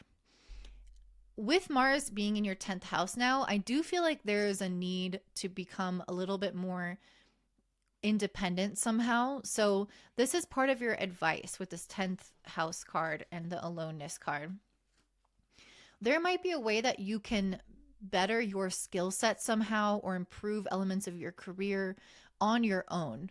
So this doesn't mean that you have to remove yourself from existing commitments or kind of community efforts with something. If you're relying on someone and you need that support and it helps you, I'm not saying to get rid of that. What I am saying though is there's something in your life that I feel like you can take your own independent study with or your own steps to improve this area of your life. Let's say if you working on your health, because this is a new moon in the 6th house of work, of health and routine and responsibility. So let me use health as an example. Let's say that you've been working with a practitioner and a doctor and you've been following their orders and you kind of are living according to maybe a routine or regimen that they recommend for you to improve some kind of health journey. There could be a sign here with this new moon to trust more of your own intuition and to, yes, you can apply what you've learned there. You can follow what they're saying to a degree. But then I think it's also trying to say that there is something to be said about your own instincts around starting something for yourself that you feel guided to do. And so maybe this would look like you start a new kind of nutrition or herb routine for yourself based off of your own intuition, your own instincts. But there's just something here where I feel like 10th house represents what the world thinks, what authority figures think, and then also kind of what you want in your life and your career. And I think part of this reading is trying to indicate to you that you can trust authorities, you can work with people, but there's also a little bit more room for growth independently. And this is going to help you develop your life direction and your life goals in a different kind of way. And I think a way that's going to bear more fruit, especially around the next eclipse. There might be something, because this is a new moon the 6th, there might be some kind of new work project with the Ace of Pentacles and the Ace of Wands. There might be something that you're really passionate about, like a physical opportunity in the real world. So this could be, again, with health, this could be like, okay, I'm going to change my food and I have this new way of eating. But this could also be something more practical or more material, like I'm going to develop this new skill or learn this new thing or make money this way. And with the Page of Cups, it's something that I feel like you're just intuitively guided to start, but it might not be something that feels like, again, governed by someone else. Like it's not something, it's something that you're doing off on your own. It could feel somehow separate, and that could feel sometimes a little scary. with this new moon squaring Jupiter in the ninth, I do think it could potentially involve some type of learning. At the very least, Jupiter in the ninth does indicate a need to grow personally, especially in terms of like your self-belief or your philosophy around life. And this intuition is guiding you towards something new, even if it's a small thing, to invest your time into. And it will help you kind of shift your paradigm around yourself or around life that will enhance your life overall. But if you are too attached to like a specific ideology of one institution or one place, or, you know, what your family says or what society says, like if you're kind of falling too much into one paradigm, this new moon is asking you to go out and carve something out for yourself, and it will open you up to other facets of this paradigm or a completely new one. So I hope that's making sense. It's going to widen your viewpoint of the world because you're going to go off and do something of your own, something a little separate, something a little different. And this is supposed to be something guided by your feminine energy. So it could feel less logical. It could feel less, it is something tangible because it is in the sixth house. So it's something that you're going to interact with on a day-to-day basis, but it might feel less tangible compared to, you know, existing structures. Like, oh, I go to medical school and I sit and I do all these classes and like this is how things are done. That might feel a little bit more concrete. Whereas if you decide to study Reiki on your own at this little course down the street, you know, you're dealing with energetics and things that people might not believe in. And there's just something here where it's like you guys are meant to go off a little bit on your own and follow a path that might not be as tread or as concrete and clear in like how everyone says to do it. And instead you're supposed to kind of go off on your own and do something that might be a little bit more energetic in nature, or listening to your intuition with something, even if you don't have the clear picture of what it's going to be in the real world or how it's going to work out for you. So that's what Pisces is. It's a lot about trusting your intuition and removing any blockages that are getting in the way of our feeling of flowing with the universe. And I feel like the message is really, really clear here, Libra. Part of the blockage for you is that you might be flowing too much with another person's agenda, another person's idea of what their goals should be and how you should contribute to their goals, or what your life should look like, or how things should be done. And not to say that you can't continue in that, because there could be something that you get benefit out of being a part of some entity or some kind of relationship like that. But I think there's also a message of starting something of your own, doing something in your own way, breaking off and creating your own little faction or segment of something.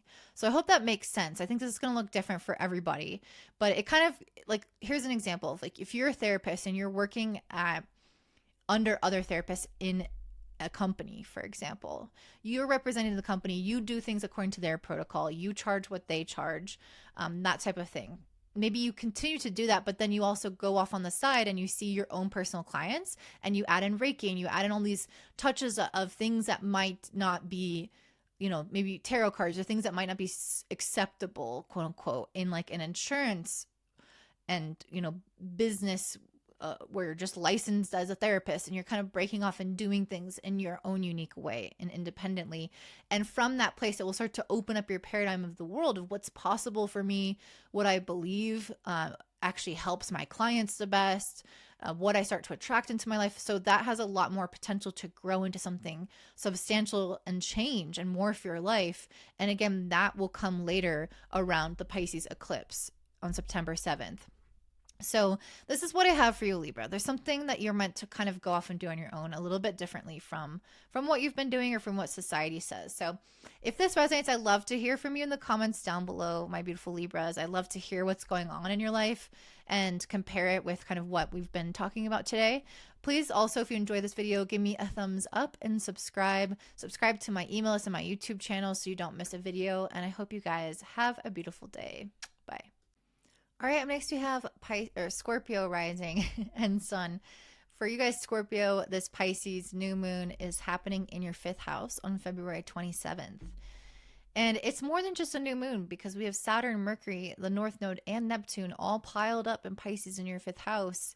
And these planets are squaring Jupiter in Gemini in the eighth. So, major time for healing and very strong intuitive guidance, and a very much a time for magic that can happen in our lives. But I have two distinct messages for you that I'm getting from the cards, and I'll tie it into the astrology in a second. One of the things that really jumped out to me with these first two cards, the Moon in reverse and Transformation upright, which is a death card, there's something going on in your life here that I feel like you've been making some changes with. You've been slowly changing, you've been slowly transforming. Maybe there's been something that you are healing, or maybe some old pattern is coming back up that you're kind of addressing. Regardless, there's something that's been changing in your life kind of behind the scenes, or you've been somehow needing to end something, or something is evolving somehow. And it has been happening behind the scenes up until this point. So there's been something in your life that's been kind of like, not that you can't see it at all, but I feel like you've been lacking personal awareness around something that's been shifting in your life. And it might be something that doesn't align with what you truly want. With the Nine of Cups, this new moon being in the ninth or the fifth house is trying to teach you what it is that you really desire, what it is that you feel like most excited about, or that feels healthiest to you, or that fulfills you. And I feel like there's something that's been kind of slowly changing or slowly happening in your life. That a couple of things. One of the things is that you could be having some kind of change going on that is actually moving you away from what you want, and you might not have realized it. So you might be falling back into some kind of old habit, or you might be falling back into some old pattern, or kind of settling for something that you had told yourself that you weren't going to do anymore. So that's for one group, that there could be some revisiting of the past. And I can really see that here with the Judgment in reverse and Ten of Swords upright. There's something that you are meant to be ending, or that was meant to have left your life completely. But I feel like it's lingering a little bit in the energy of your life, in your mind or your choices. And it's something that you need to have more like awareness of, in order to create certain boundaries around it. With this advocacy card and the rewilding card, again, this is just one particular group. I'm going to get to the other group in a second, but there's something here for some of you guys. There is an old pattern coming back up, and the advocacy is indicating that you need to stand up for yourself, and you need to like create more freedom. With the rewilding, you need to create more spaciousness and liberation and freedom in your life, rather than being kind of stuck in a cycle, or stuck behaving how someone wants you to behave, or being a part of something that you feel trapped in, or that you don't feel is healthy for you. This rewilding and advocacy is trying to help you stand up for yourself and break free out of the constraints of something that is kind of overdue in your life. Like, you maybe already said you weren't going to be a part of it, and then you somehow ended up back there. And it's trying to tell you to stay firm when you're ground.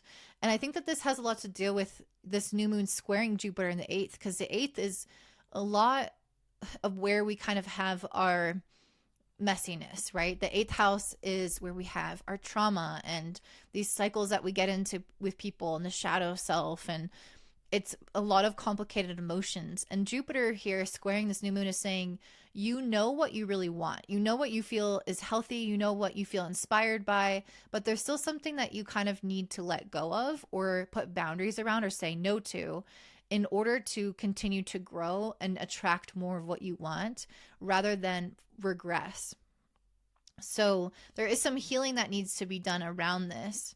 For the second group of you, I feel like this could be saying that you might not realize how far you've been coming with this change in the moon in reverse.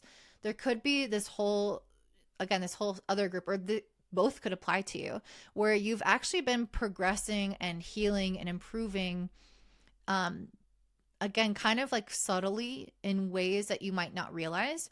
And at this Pisces new moon, I feel like there could be some type of realization or awakening or dawning where you're like, oh, wow, I've like really actually had a lot of improvement in this area, or I've made a lot of changes in this area, and a lot's been going on without me having to necessarily do all of this work. And this Pisces new moon could indicate that it's bringing you towards greater healing through simply following your inspiration, through simply staying optimistic and having faith, with Mars being in the ninth house and this faith card. Like having this really positive perspective can continue to help you improve some area of your life without you having to force things or like try to make it happen all yourself. This Pisces new moon is a lot about receptivity and clearing out the gunk so that the good can come in on its own, because there's a natural flow that's happening now, but there could be gunk up in the way of like just woundedness or lacking certain belief or having certain fears, that this new moon in the fifth squaring Jupiter in the eighth can help you grow past those fears and move into greater healing. And at this new moon, you could realize how much you've already been improving just naturally without, again, having to force it, and how it's bringing you more towards what your heart really desires. For that group, for those of you who find that you've been doing a lot of healing behind the surface, this could be indicating that there's still something in your life that is ending. But I think what is ending for those of you who are feeling in a good place is your own self-doubt, your own indecision, your own feelings of maybe unworthiness, or like, am I doing the right thing? Am I going in the right direction? Should I have said that? Should I have set that boundary? I feel like you guys are overcoming the inner critic. And a lot of this is coming from a new moon in the fifth. It's very healing around one's self-confidence.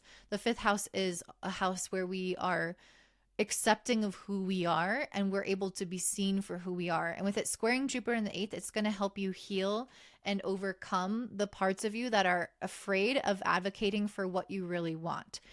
And the advocacy and rewilding card, I feel like, is speaking to this group in a way where it's talking about how you can own and accept the part of you that maybe isn't as like palatable or digestible to everyone all the time, but does stand up for you, or does kind of, I don't know. It's like it follows, it helps you follow what you really, really want, what your heart's desires are, regardless of kind of everyone else's influence and how it impacts everyone and this and that. It's like, it helps you kind of stay on track with your soul. So that's what I'm seeing for you, Scorpio. I feel like you're entering into an era of having greater perspective over your life and over yourself and believing more. I think this is going to be very healing for you. If there are some patterns that you are slipping back into, this is a calling to become self-aware and end that cycle that you knew that you've already wanted to end or thought you were already ending. For those of you who feel like you've been healing, you may have a realization at this new moon that a lot has healed or a lot has improved and changed in your life without you having to force it. And you'll start to notice that you're able to, again, advocate for what you really want more and align more with your unique nature because you believe in yourself, and you're cultivating more of that same attitude. So that is what I'm saying for you, Scorpio. I hope that makes sense. Please let me know in the comments down below if it does, or if this somehow aligns with your experience right now. I'd love to hear it. Don't forget to give me a thumbs up, subscribe, share with your friends, and have a beautiful day. Bye. All right, next we have Sagittarius rising and sun. So for you guys, this Pisces new moon happening on February 27th is taking place in your fourth house. And it does to me indicate that there is going to be some healing in a place of your home or your sense of emotional security or even financial security. But there's a really clear message coming through that really has to do with relationships. So I want to get into that first. And I want to also mention that I think this comes from the new moon squaring Jupiter in your seventh house of partnerships. So whatever is going on here, I feel like does involve something around people or you, and I think it's specifically one person or even like one entity, if it's a company that you work for or something. I just feel like there's one person in your life where things may have been a little bit discordant, or there could have been something stressful going on where you disagree with something, or something stressful has happened that has put stress on the relationship, or again, there's some disagreement between two people and their perspective and ways of doing things. And this could have been because Mars has been moving retrograde through Cancer in your 8th house.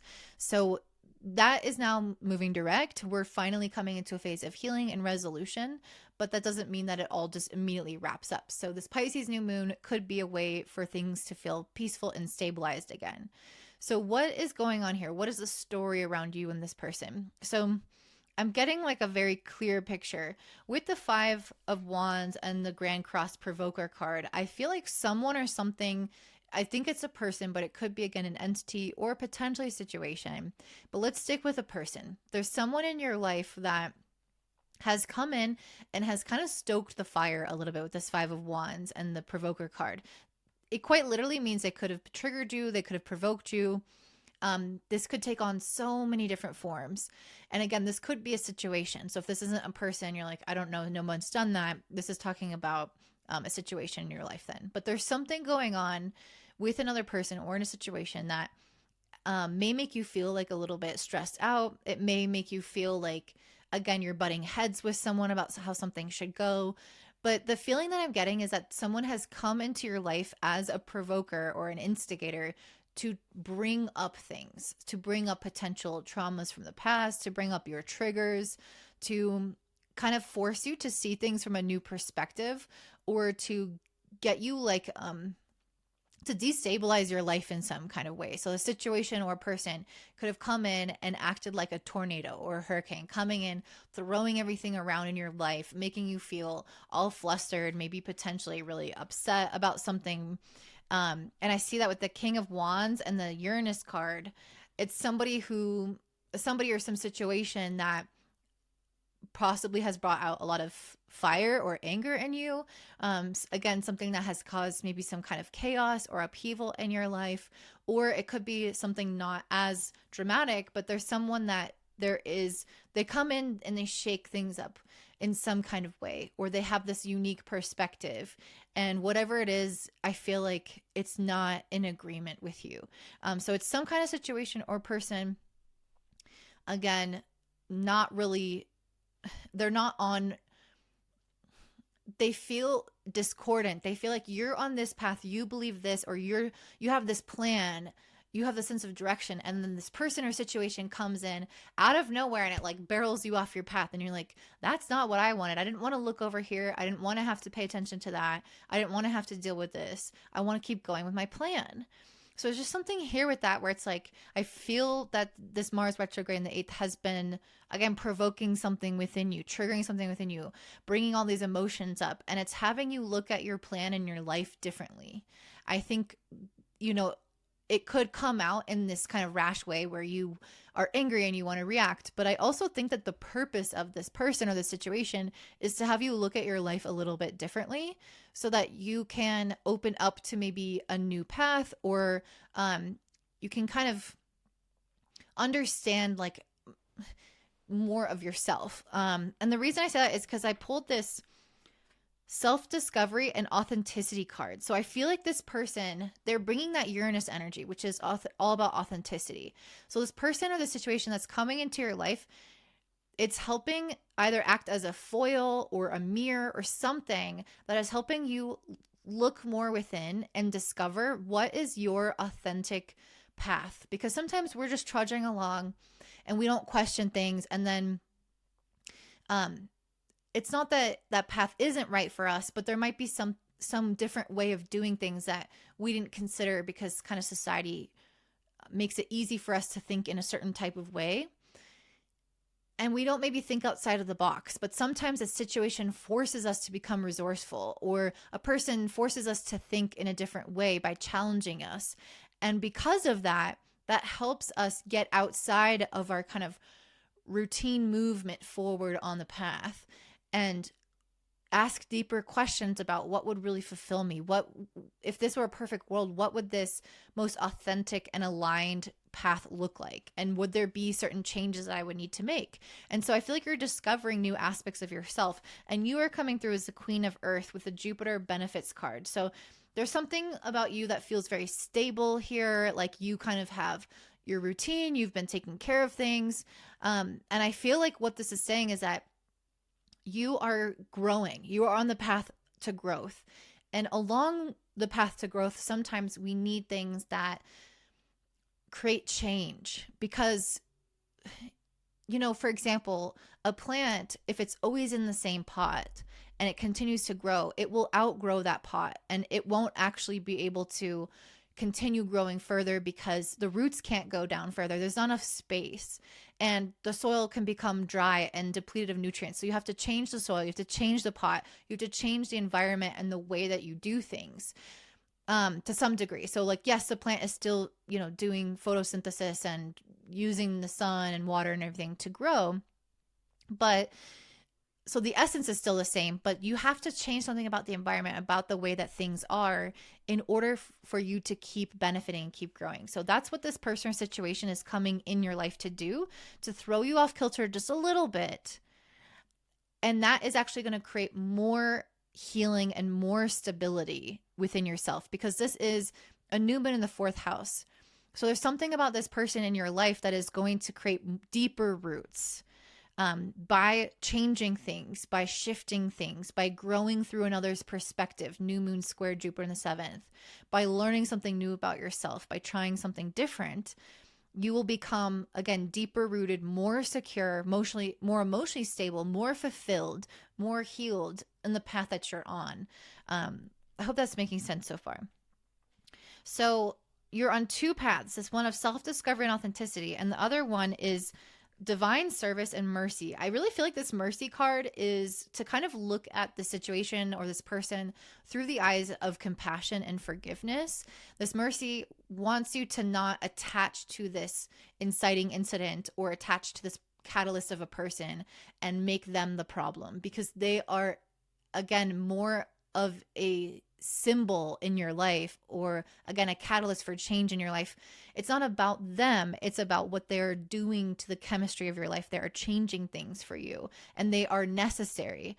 So give them a little bit of grace, or give the situation a little bit of grace. And then the other one is divine service. So I feel like you guys are on the path to figure out how to be the most of service in your life, in whatever that looks like. And this person or this situation is coming to help open you up to what that could potentially be. So it's like, you know, the divine knows what your gifts are, and it might see that you're capable of more, or that you have more to give or more to offer the world that you won't fully discover if you kind of stay in your lane without these situations and people and events triggering you to go outside of your scope, outside of your plan, and become resourceful and look into other areas of your life in order to grow as a person and be more of service out in the world. So this is, again, a very kind of divine function in your life.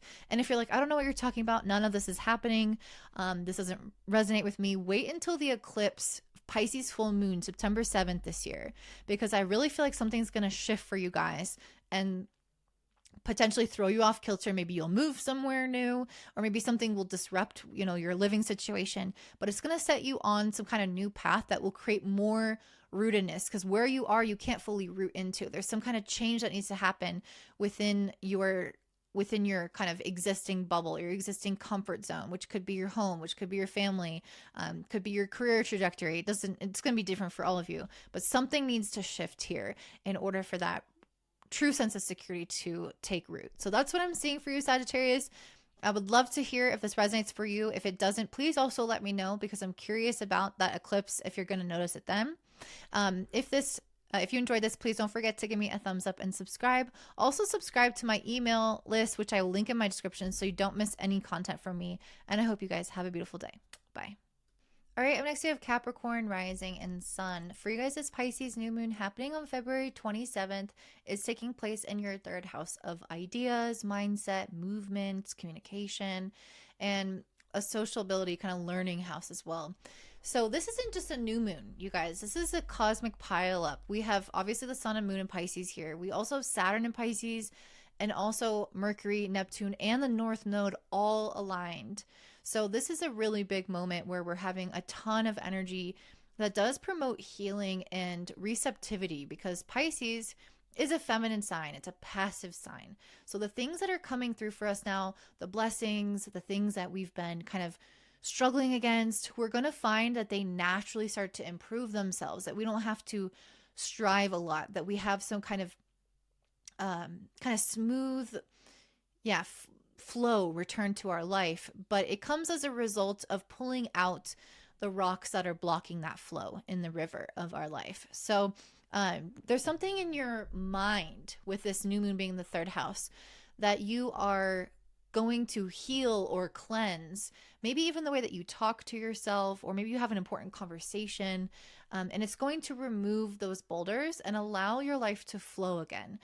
This is going to directly impact your overall health with this square to Jupiter, with this new moon squaring Jupiter in the sixth, or your work or your kind of routine life. So there might be something that's been going on in your own mindset, or that some kind of relational thing that you've needed to resolve that involves that once you have this conversation, it will improve your work life. Or once you fix this self-talk, it will improve the way that you see your body and take care of your health. Or once you make you have some idea, or you make an important decision and you feel intuitively guided to do that, then it's going to clear up kind of what you're going to schedule your time to look like, or what your routine, your day-to-day is going to look like. There's just something here where it's like, okay, there's something in the third house, like all those things I've mentioned, that you're going to clear up in order to have this flow again within your mindset and then within your life. Okay, so I have two distinct messages here in the cards for you. So the first, I feel like, speaks very, very clearly to this being a new moon in the third house, because we start off with the Queen of Swords and the Ace of Wands. So Queen of Swords is the definition of the mind. It's somebody who is very clear. They know exactly what they want. They are able to communicate very clearly with others. It's known as kind of the bitchy card of the tarot, because, you know, they're not afraid to lay things down exactly how they are in an honest fashion. And there could be something about that where you have just a clarity of mind that it's not harsh, because this is a Pisces new moon. Pisces is very soft, very compassionate, forgiving, understanding. And that's the kind of mindset we need to give to ourselves. However, Jupiter is also making a square to this new moon. It's in Gemini, and Gemini is very fact-based. It's very logical, and Jupiter is very wise. So there's something about this time where we can be both compassionate and honest with ourselves or with others. So I feel like I'm seeing that with this card here. I mean, obviously, again, Queen of Fire can be a little bit cold, but with the Ace of Wands, there's some kind of inspiration that comes as a result of this idea or the mind clearing. So you're honest with yourself, and it creates like a new path forward, or a new idea forward, or again, you have some kind of conversation that sparks a flame within you to get going with something that you've been putting on the back burner. So let's say, for example, you've been wanting to lose weight. This new moon could indicate that you have an important conversation with someone, or you think about something within your own mind, and you come to a conclusion that, you know, you're understanding why you've been falling into these habits. You're honest with yourself about what's been happening, and it inspires you at this time to be loving to yourself, accepting of yourself, while also making changes and kind of getting the fire under your ass, if you know what I'm saying. So your friends can play a really key role right now in your self-discovery. With Mars currently transiting through your seventh house, relationships can play a role in this kind of support system. Or, you know, Mars is not always support per se, but it's usually some kind of like motivating factor, something that we strive towards, that we desire, that gets us like up and going. So there's something about your friends or the people in your life that can help you realize where you may have gone wrong, or what you really want to do, and they can help you kind of get back on track. And this could even be someone online. This could be a mentor. This doesn't have to be like a traditional friend per se, but there's people in your life that can act as like inspirations for you to make moves and make changes. So if you're wanting to get inspired, if you're wanting to feel that fire, maybe you can follow people online who embody who you want to become, or who have qualities that you are struggling to make commitments towards, something like that. So they can be examples of what you are working through or aspiring towards. So this other set of cards here is really speaking to some kind of challenge. And again, that's, I did get the body positivity card. So for some of you guys, this could be related to the way that you're feeling about your health right now, or about your body or your physical activity right now. Some of you guys might feel like something is a little bit off in that regards. If that's the case, then I can see that being really upsetting to you with the Three of Swords.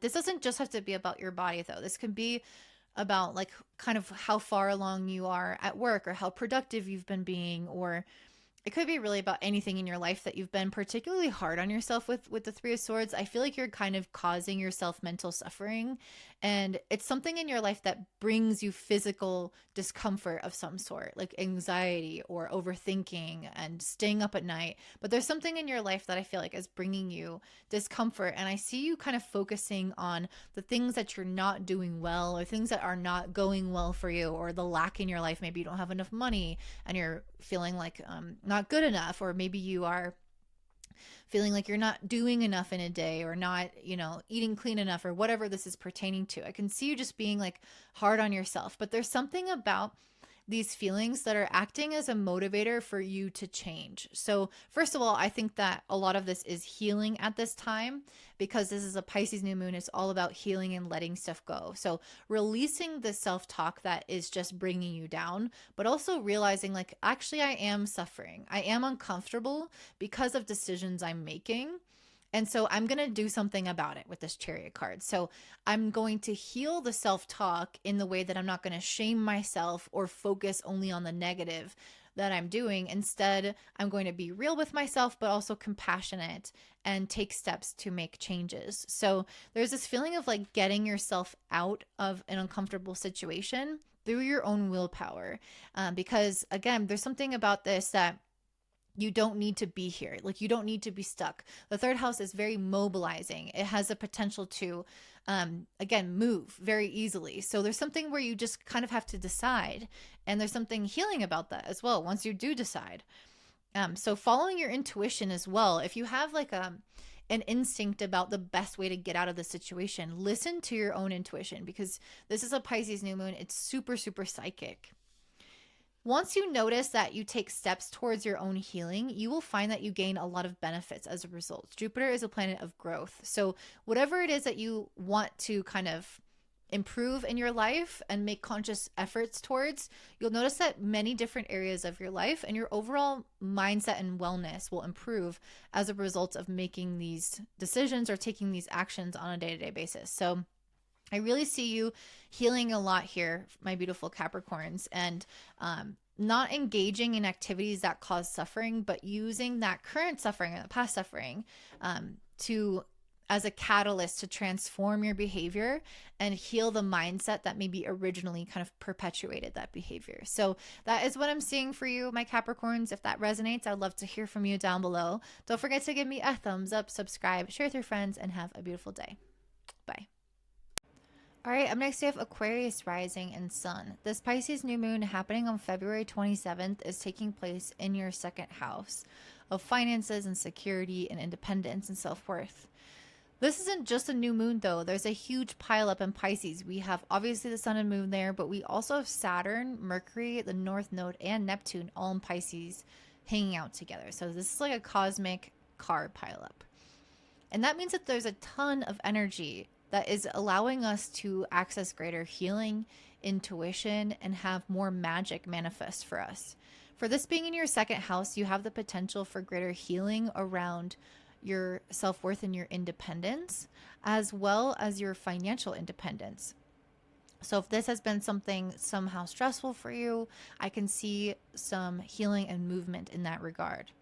This new moon is making a square to Jupiter in the fifth house. So there is definitely something going on here with relationships. There could be any kind of relationship really, but especially romantic relationships are highlighted. And this is going to play a role in your story around your independence. So I'll talk about that in a second. Let me get into the cards and relate it back to what I'm seeing. So the first thing I see is Page of Swords and the Hierophant card and the ninth house. So there's something here where you guys are going to have potentially some kind of idea. So let's say, for example, you have an idea of wanting to make money in a new way, or save money, or do something to improve your financial life, or make yourself feel more secure, or more maybe you have some kind of idea around what to do with the property that you have, or somehow trying to improve that sense of financial abundance, or the feeling of, again, security, or your own independence and your ability to stand on your own 2 feet. Whatever this idea is surrounding is they're asking you now to invest in this. With the square to Jupiter, I think that there's something more that you're meant to learn with this. And with the 9th house of learning as well coming in here, I feel like some of you guys might be interested in taking some kind of course. This doesn't have to apply. If that doesn't apply, don't force it. But there's something here around like doing something through traditional avenues. So this could be hiring a lawyer to help you with kind of setting out your will, or to setting up a trust, for example. Or this could be going through the bank and taking out traditional investments, or putting in money for traditional investments to see if that will grow. There's something about, again, following kind of what a lot of people do, or what the structure of society or an institution does. This could actually be a mentor themselves. So somebody teaches you or guides you, or kind of tells you like what to do with your money, where to put it, how to invest it, how to make yourself more secure in your long term. So this new moon is giving you this right guidance, and it's telling you to follow again, this kind of laid path that has been well worn, that has clearly proven to work, that is safe, and that will create more of that sense of independence and financial stability for yourself. The second message that we see here, this took me a second to figure out, because this definitely involves other people, and I was confused at how that relates to it with the cards here. So the first card I got was the Knight of Wands. This is one of the fastest and sometimes most impulsive cards in the deck. So this is somebody who is like following their heart, listening to their inspiration, and sometimes this lands them falling flat on their face because they're not always taking precautions.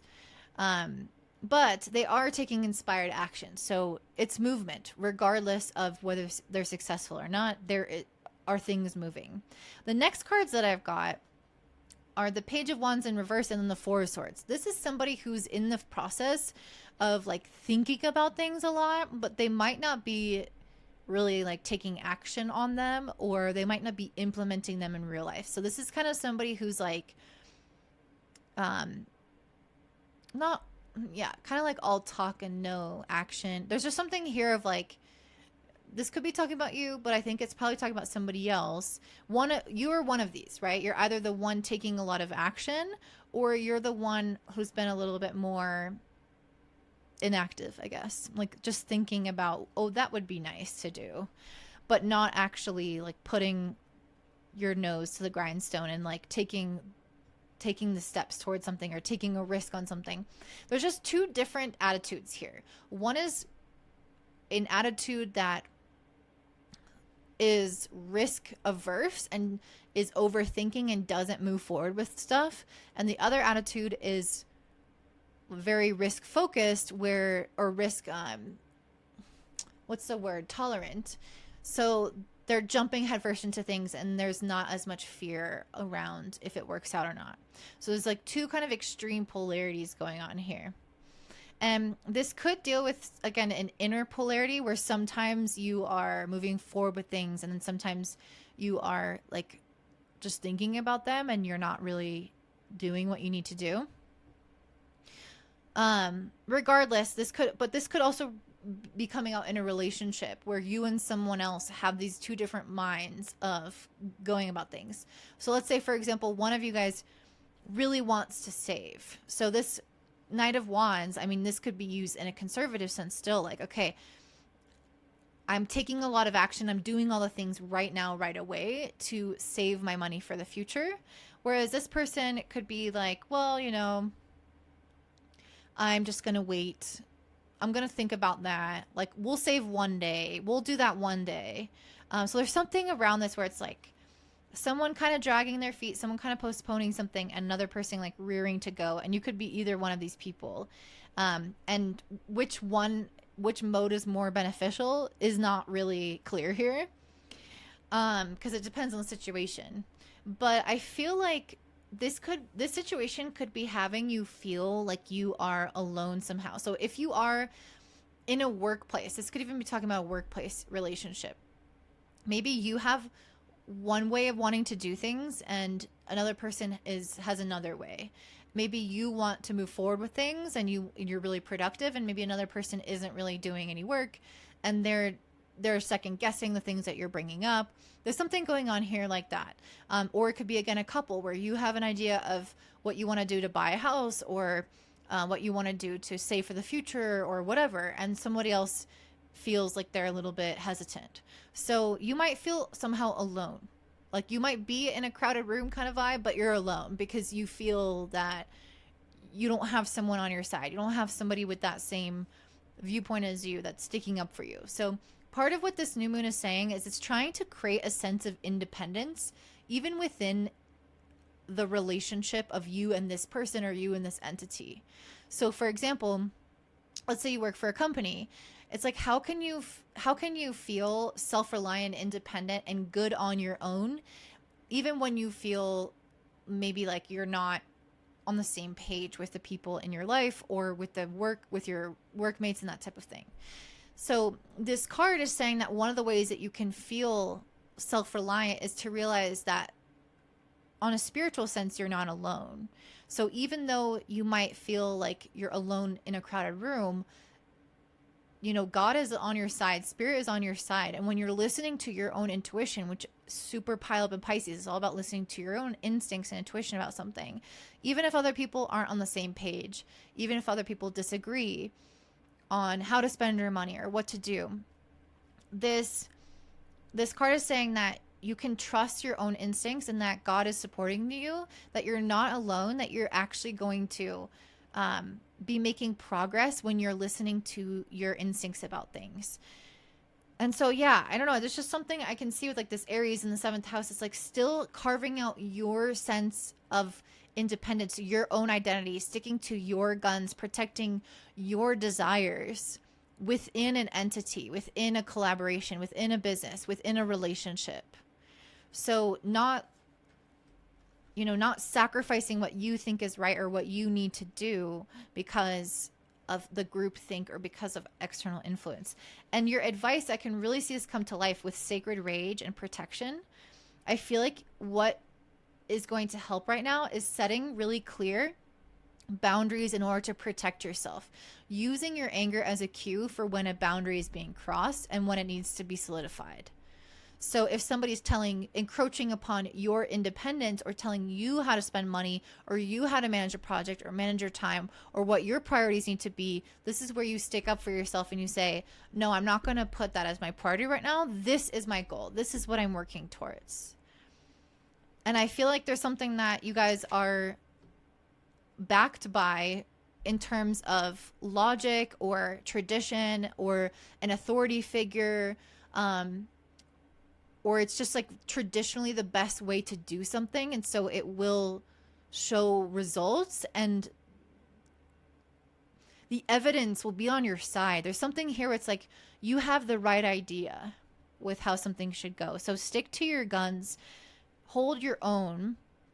That doesn't mean blow up the relationship or whatever this is, but it does mean to set boundaries and realize that you're not alone.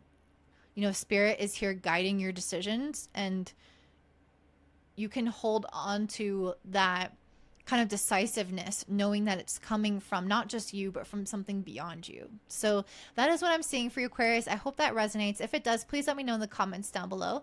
Don't forget to give me a thumbs up, subscribe, share with your friends, and have a beautiful day. Bye. All right, and last but not least, we have Pisces rising and sun. For you guys, this Pisces new moon is happening in your first house on February 27th. So there is a huge pileup in your sign. We have Saturn here, the sun and moon here, Mercury here, the north node here, Neptune here. So a lot of energy is going on in your first house, in your sign. This means that there's been quite a lot happening for you.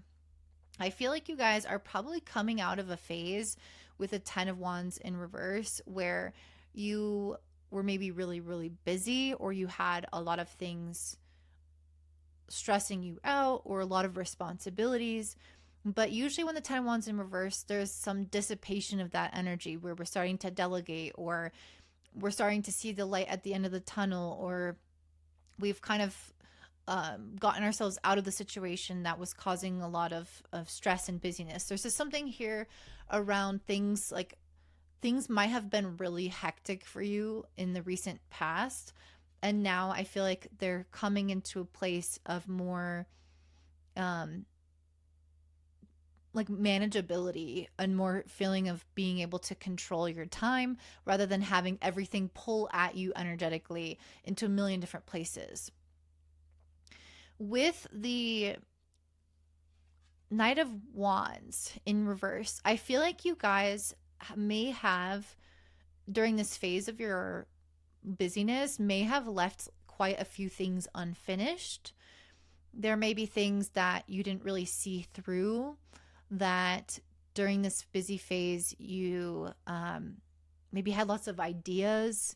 It just feels like an ungrounded kind of energy where, you know, the circuit wasn't closed. You had a thought, but the loop didn't close. You didn't actually complete the action and fully see it through and then start something new. It was like you moved on to the next thing rather quickly, and there's a bunch of open pots kind of around your kitchen and nothing's fully cooked and fully put away. That's the energy I get with this card. And I feel like you guys might start to see the reality of that with this King of Swords and then the Seven of Pentacles in reverse. I feel like you guys might start to have awareness of the things that you've quit, that you haven't seen through, or that you haven't given it your all. And I think you're going to start to become more self-aware around this, because it's not to say that that's a problem, but especially if that wasn't meant to be finished at that time. But there's just something about this where there needs to be greater self-awareness. And that's what a new moon in the first house is it brings in a deeper understanding of yourself and your patterns. This new moon squares Jupiter in the fourth. So it really does kind of help you understand, especially if some of this has been from a place of wanting to be like not be seen or stay inside a comfort zone, or maybe you have just a familiar cycle that you guys are enacting and it's allowing you to leave certain things unfinished. I feel like you're going to become aware of that at this new moon, and you can start to heal this part of yourself. And I think part of it comes from, you know, your advice is humility. So I think part of your advice here is to kind of look at this part of your life with humility and not just assume that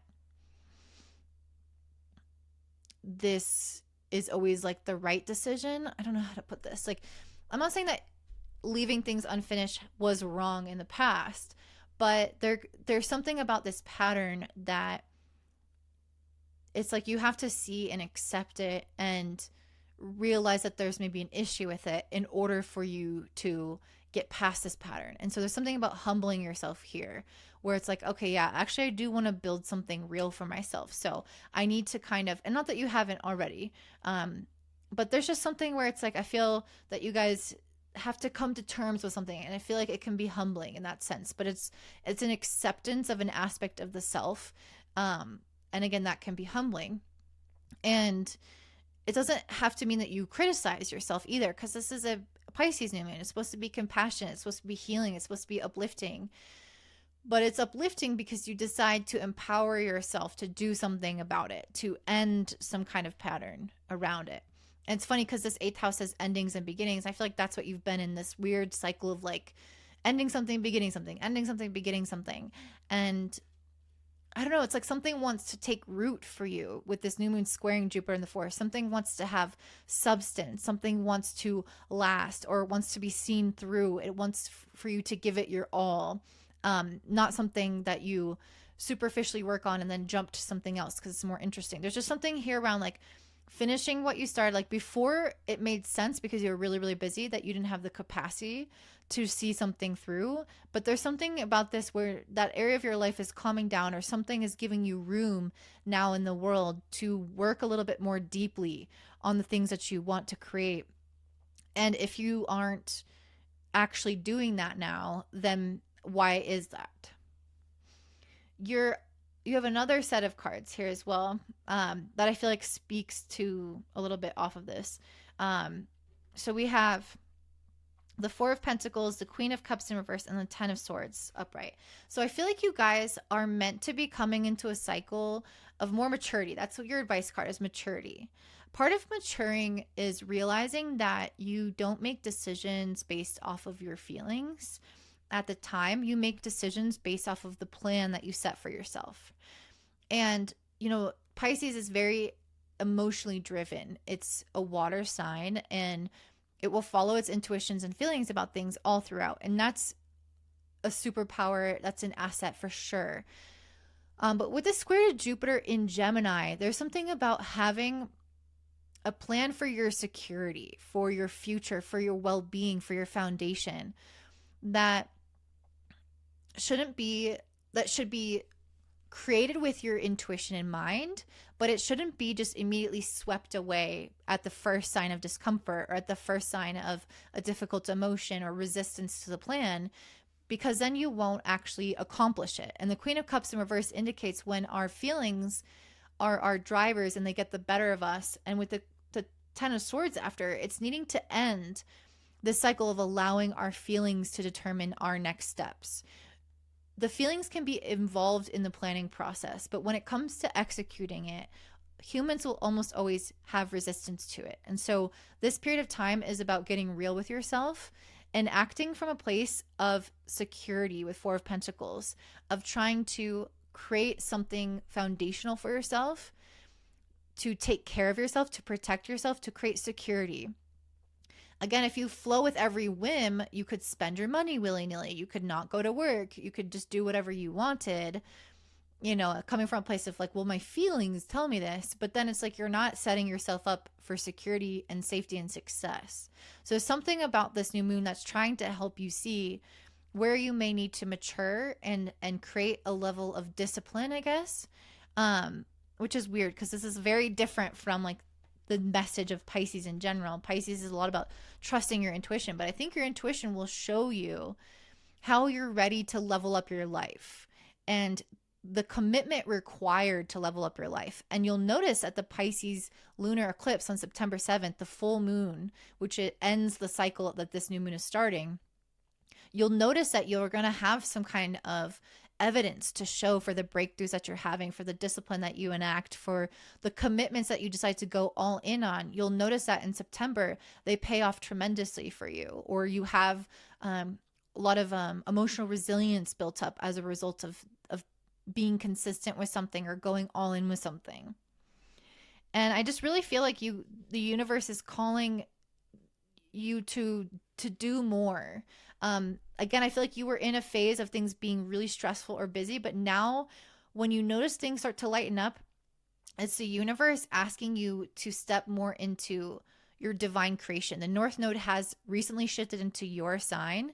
It's calling you to your destiny. It's calling you to produce more, to create more, to give more to the world, because the world needs more of Pisces energy. So the ideas that you have, this is your year and a half to give birth to them. And you have to become a disciple to those ideas. You have to become disciplined and consistent and actually make this the best it can be and put it out into the world, instead of just, stopping and starting things or getting distracted by things or feeling overly burdened by things. Things are loosening up so that you have the spaciousness to give your all to this and not just take up that space with something useless or unimportant to you. With the 10th house and then the fire element desire, there are things that you desire to accomplish out in the world and that the world needs from you. And so this new moon is trying to light you up to the inspiration there, to act,